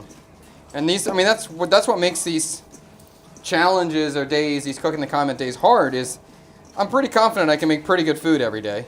But can I hit the mark every day? That's the challenge. Is this going to feel like a Viet chicken parm? I think I have a strong chance of pulling it off. I'll say that. Or I think I have a strong chance of making this happen for the Viet chicken parm. Okay, herb salad's ready. Yeah. Cooking is fun, man. I think Chef would agree. Yes, I agree. Even when I'm tired, even when I don't want to do it, I still just do it anyway. I still like it. That's what my dad's always, my father is always blown away that like I'll be working all day, but then I'll still cook dinner. And he's like, you really do like cooking. I'm like, yeah, I do like it. I do not cook dinner when I've been working all day. I lay down and cry. I'll definitely say the last couple, the moving days I haven't cooked dinner. On these moving days, we've been getting takeout or delivery. That's what you can't consider the grill program. That's true too, but I wouldn't have. Okay. You're asking if Chef would do Vietnamese food for his cart/restaurant. I Yes. think, yeah. Yes, it's going to be a Viet fusion. It's Yeah. going to be new Vietnamese dishes. It's not going to be traditional. Bada bing, here we go. We're about to assemble. Okay? You ready, Tang? How close is it to the chicken parm? This looks like a chicken parm. The tomato sauce looks a little bit more orangey than red. But otherwise, I mean, this would pass for a chicken parm pretty much everywhere. I think people might think it's like a different style of chicken parm, and it is. But I think most people would go, oh, we're having chicken parm. All right, so this is going to be the chicken parm banh mi. Can I go? Okay. So I'm not going to toast the bread. It already is crunchy on the outside there. Wow, it's a big-ass piece. The chicken's nice and tender. Oh, I forgot this chicken's brine, too. It's probably going to have pretty good flavor here. So I'm going to cut this first one for Freddie and the kids. So I'm going to do half of it with the candied chili and half of it without. Although Liam's pretty good on the chili. You want to just do it? All right, I'll just do it the whole way. Cow soy is so good. Yeah, you definitely eat that in Thailand. Yeah. All right, so, okay. Hey, Chef, 2 weird questions. When for you it. add garlic vinegar, do you spoon in the vinegar or just the garlics? And do you pick up the soup bowl and slurp down all the broth at the end? I put in the garlic, not just the vinegar. I like a lot of garlic. I eat a crap ton of pickled garlic when I get it. And I don't always slurp the bowl, but I do sometimes if it's a really good bowl, and I feel no shame about doing it either. If this is specifically about buncha, I do not drink the broth. No, I'm not going to drink buncha broth, but I'm going to drink pho broth or bumbal broth if it's a great bowl. I didn't know if she was specifically asking about one or not, but. All right, so now we're going to do the herb salad on top, and this is really going to wake this thing up and bring it to life. Wake it up. This is not, when you bite this, there ain't no way you're not going to taste these herbs. Could you, take this same idea and apply it to an actual, say, a really just Italian chicken parm? With herbs, for Yeah. sure. Just with the basil? Yeah, that would probably be good. Maybe basil, parsley. Basil, parsley, arugula. I'd be freaking. Oh, yeah, okay. I would be into that 100%. Fresh shaved Parmesan. Yeah, and maybe like, if you, actually, I want to eat that now. Now I want to make a chicken parm like that. Super herbed up, lemon and olive oil vinaigrette, arugula, arugula, Italian basil, parsley. Yo, that would be amazing. Lemon zest, Parmesan. The restaurant District 1 that's right next to, Oak Park. They do pretty good sandwiches, Chef. I don't know if you. Oh, really? I've never been there. I think they do pretty good sandwiches, and I like their fries too. Wait a minute. Oh, so we're just doing a little bit of candy chili here, a little bit of sweetness, just a little bit of heat, nothing crazy on here. Okay, all right, let's cut this. I'm gonna make another one. Let me get this to this young man over there. He's got work and he's got to give a number. Yeah, nobody judge me on how fast I'm gonna eat this and burn myself, but I have to. We might watch Fred take a bite, and then we're gonna turn the camera away so he can just inhale. All right, now I'm gonna cut this one in half for my boys, and then we're gonna make another one. Look at that, guys. Who's jealous? All right, Tree. Here you go. Let's see if this is gonna be fire or not. Where's the chili? Huh. Here, Tree. We got a huh.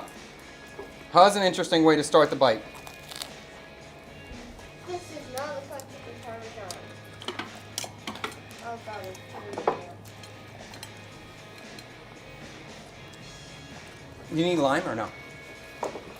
I don't think so. Okay. All right, now I'm excited to eat the freaking thing. I'm excited. I want to eat this. All right, next roll. Okay. Right away, that herb salad Brought it. it comes through real strong. So you go, oh, there is Vietnamese flavors here. Chicken's good. Mm.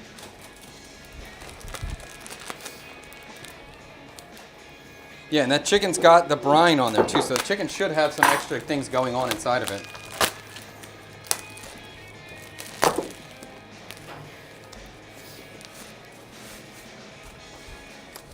Yeah, this is not a bad sandwich. Not a bad sandwich, we're saying.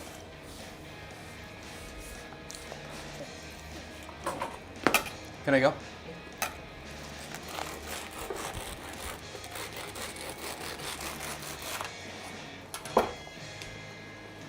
JC man, Fred, not impressed. No.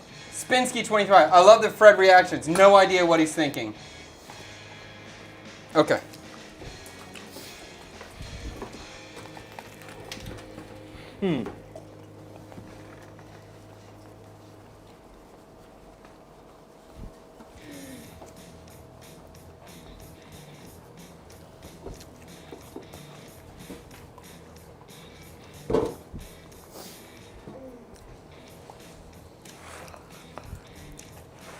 I gotta not look at what they think my score is gonna be. Yeah. Don't. It's gonna throw me off. Now I gotta stop looking at you guys' comments so it doesn't throw me off what my score is gonna be. Tree and Liam, any words? Amazing. Amazing. Okay. Not bad. Not bad from a Liam. Not bad. So, what does that mean, dude?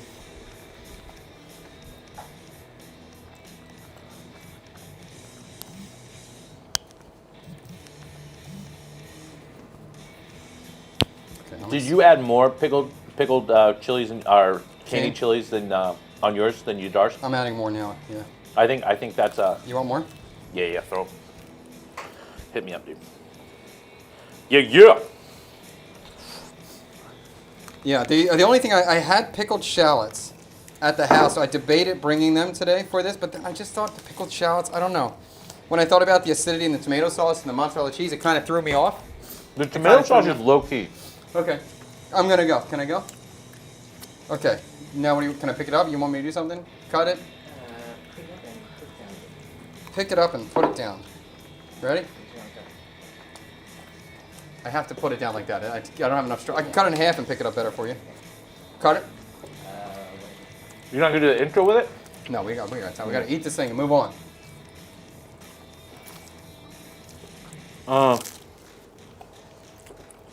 quick intro. Oh yeah, I gotta cut it. Got it.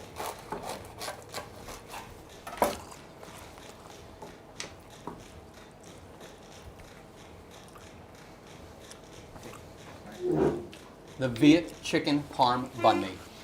I'm ready. I can't do an intro. I gotta eat it. Eat it. I want to eat it. Okay. Chef, where's your paper towels at? Did those get moved? Oh.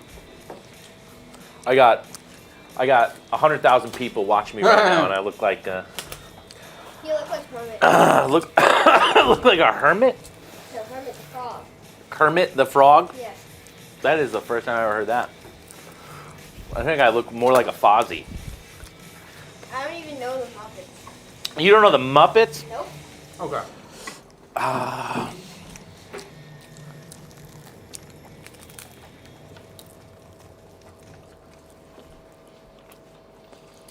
You guys can talk whenever you want.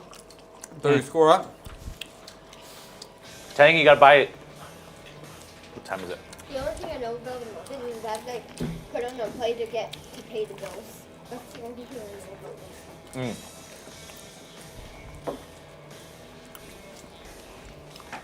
You just want chicken? Bro. Dude, thanks.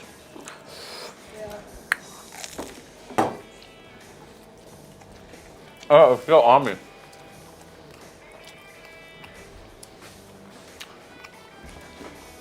Yeah, switch to chef.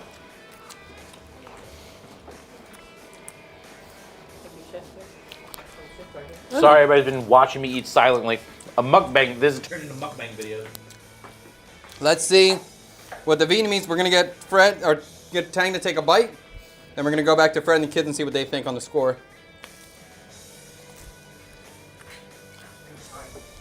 Oh. Sorry, I'm almost out here, buddy.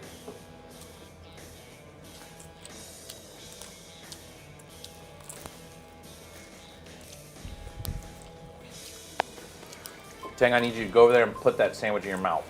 I'm looking at Fred's guessing of scores. I'm not gonna say they're out loud, but I'm seeing you guys what you're thinking.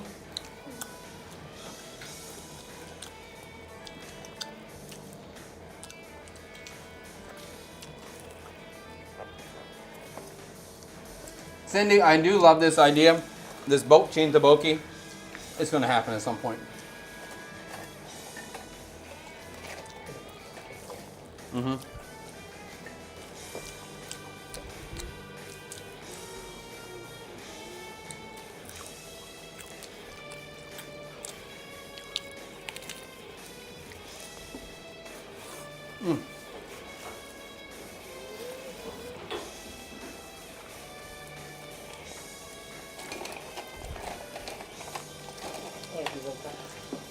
Huh? Okay, Freddie, let's see it. 6'5". Woo! And I hope I'm not being influenced, because I saw some chatters before put up the 6'5". Where I said I think chef could either make a great Vietnamese sandwich or a great chicken parm sandwich. I think it's just naturally really hard to make a Viet chicken parm sandwich. I mean, chicken parm is such a strong thing on its own. I think it's just really hard to take it anywhere else. I would bet that chef's gonna make the best Viet chicken parm sandwich in the world, but it might just only be a 6'5". It just might be, to me, it just might be a fusion that doesn't work, in my opinion. So that's where I'm at. I can't put chef, say that chef did anything wrong here. It's not something I want to eat again. And all of his sandwiches I usually want to eat again. This one's just okay for me. Liam, 7. can you hold up a number? You want your 7? I can see the 7 from here. Where? Oh, No. no, that's a 3. I see it. 7 from Liam. What do you think, Liam? Got any words? I think the chicken crust needs to be a little more crispy. Mm-hmm. And the banh mi, I think it needed to be a little toasted. Okay. Anything else? That's a 7. Okay. I really like your son's feedback. Really good. Jay, go over there, please. Next to Liam. I didn't even finish one yet. That's all right. Let's go, Liam.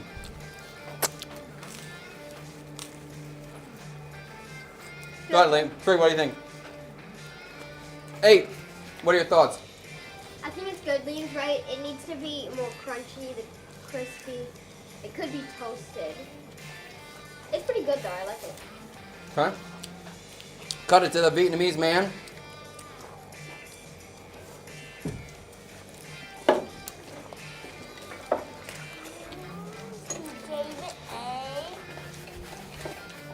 Who said the thing about the components? They're just one 9. of calling what Fred would say.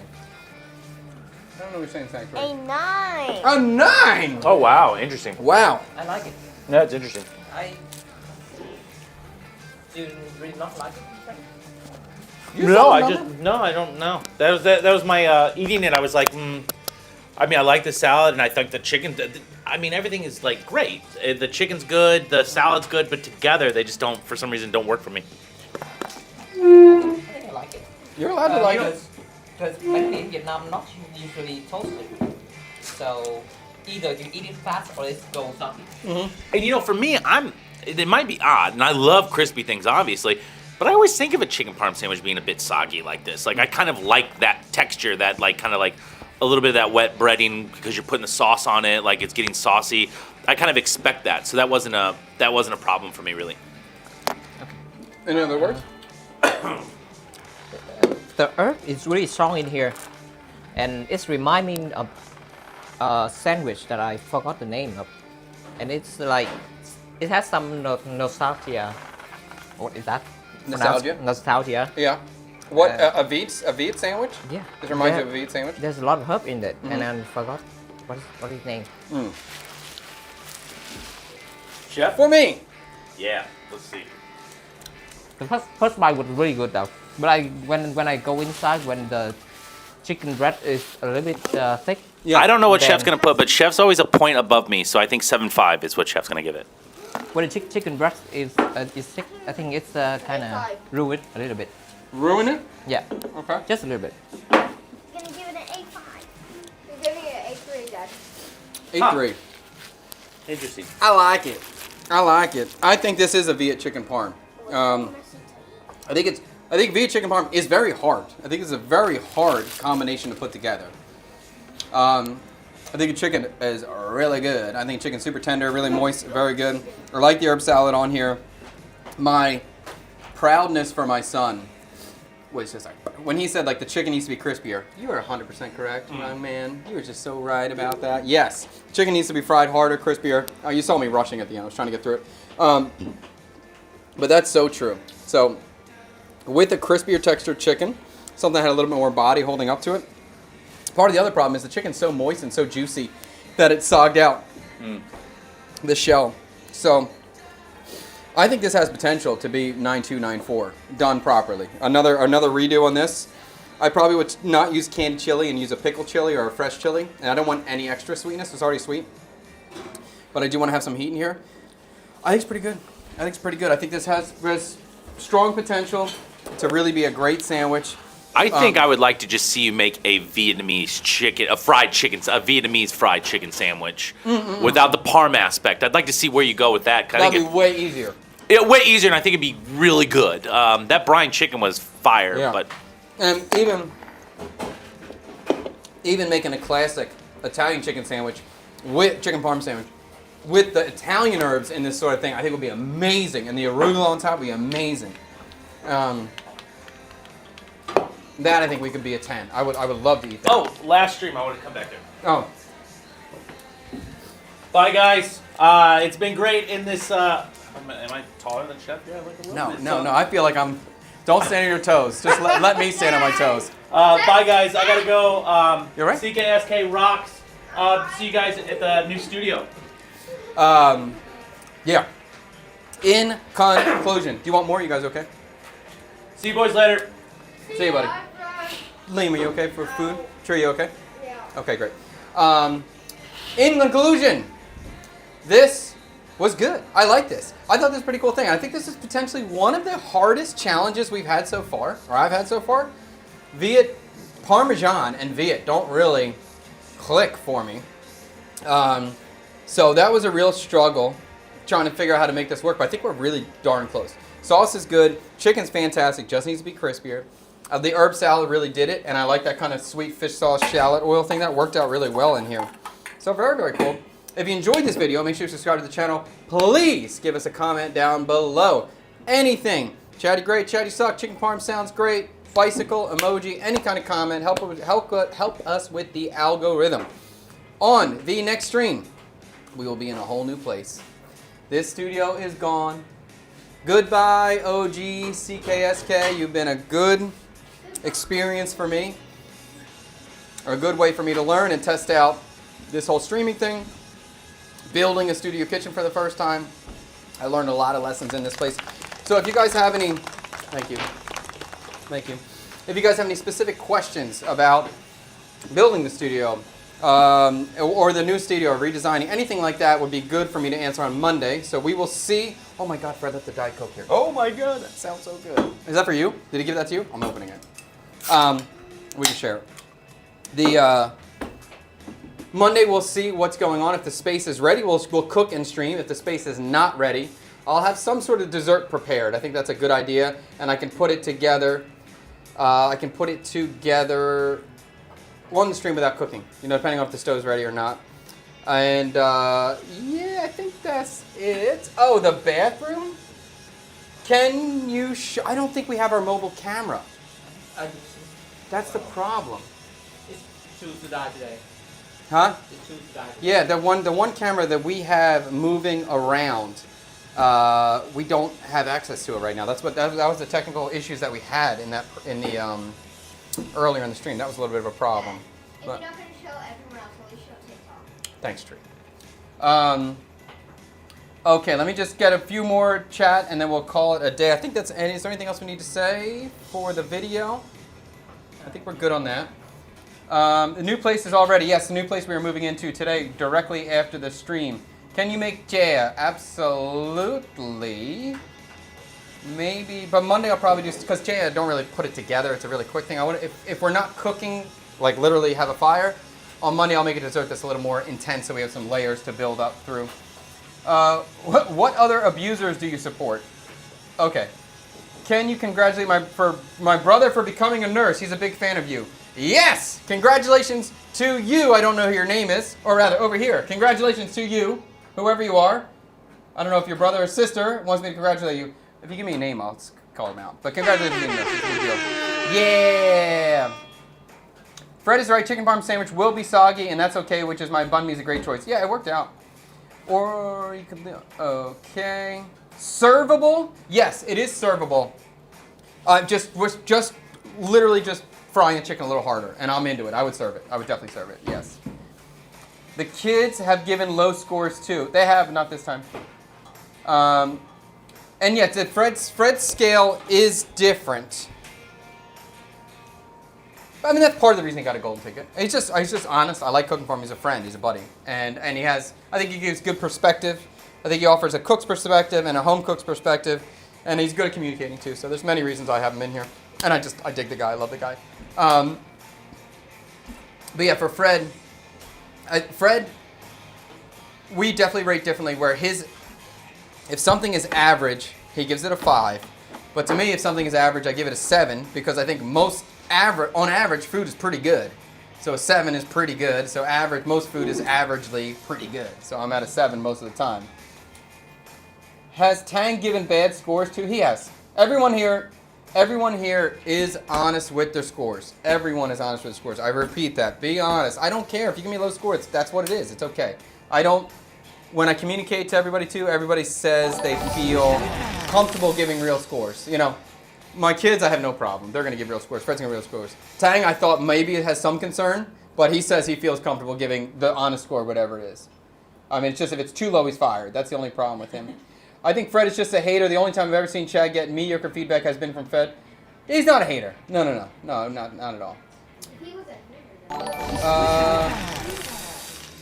Did you say you made that spread too? No, we just made a different loaf. Oh, his name is Henry. Congratulations, Henry, on becoming a nurse and passing our tests and doing all your work and getting all that done. Congratulations. Very exciting. Hopefully your new career path will be fruitful and bountiful for you. I think I like Tang's reviews best because so much is new to him. I agree. I like having him as well. Different perspective, unique perspective.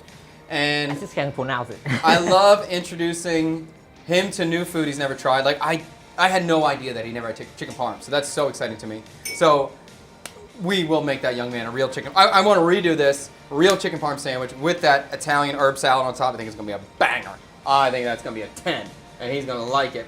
And yeah, and I know my wife is always excited to see his vocabulary grow and to see him get better at explaining things in English. It's very, very cool. Okay, let's call it a day. One more, Chef. Can you put Vietnamese chicken fried steak on the list? Yes, we can. We're not doing Monday, but it could be a Wednesday vote.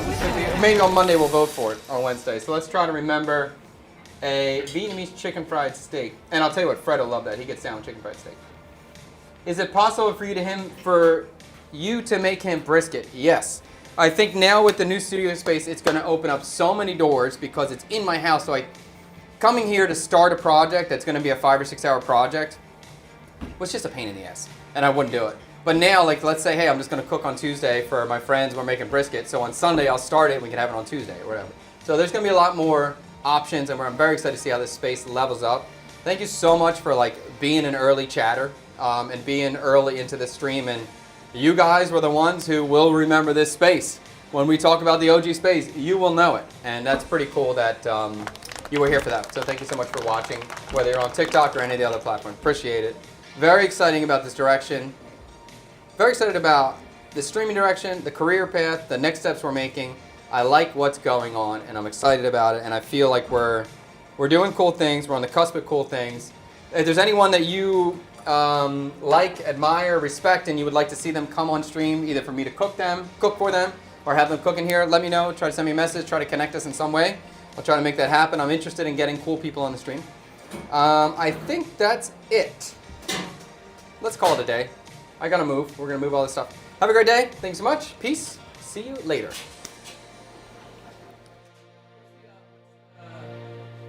Truman Show. Good afternoon, good evening, and good night. Is that what he says? Yeah. Right? Yeah. And then, does he have like another sign after there? If I don't see you tomorrow, good afternoon, good evening, and good night. All right.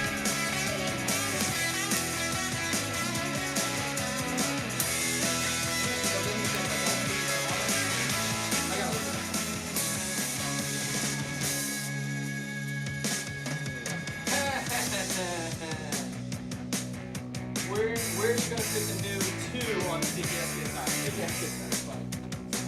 We can make a little short. Bye, OG Space. Keep it up. Thank you so much. What's your block on your board? Okay.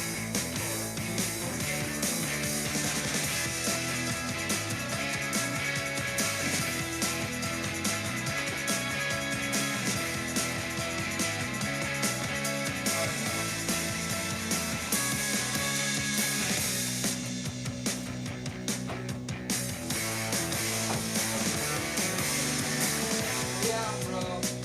Goodbye, CKSK.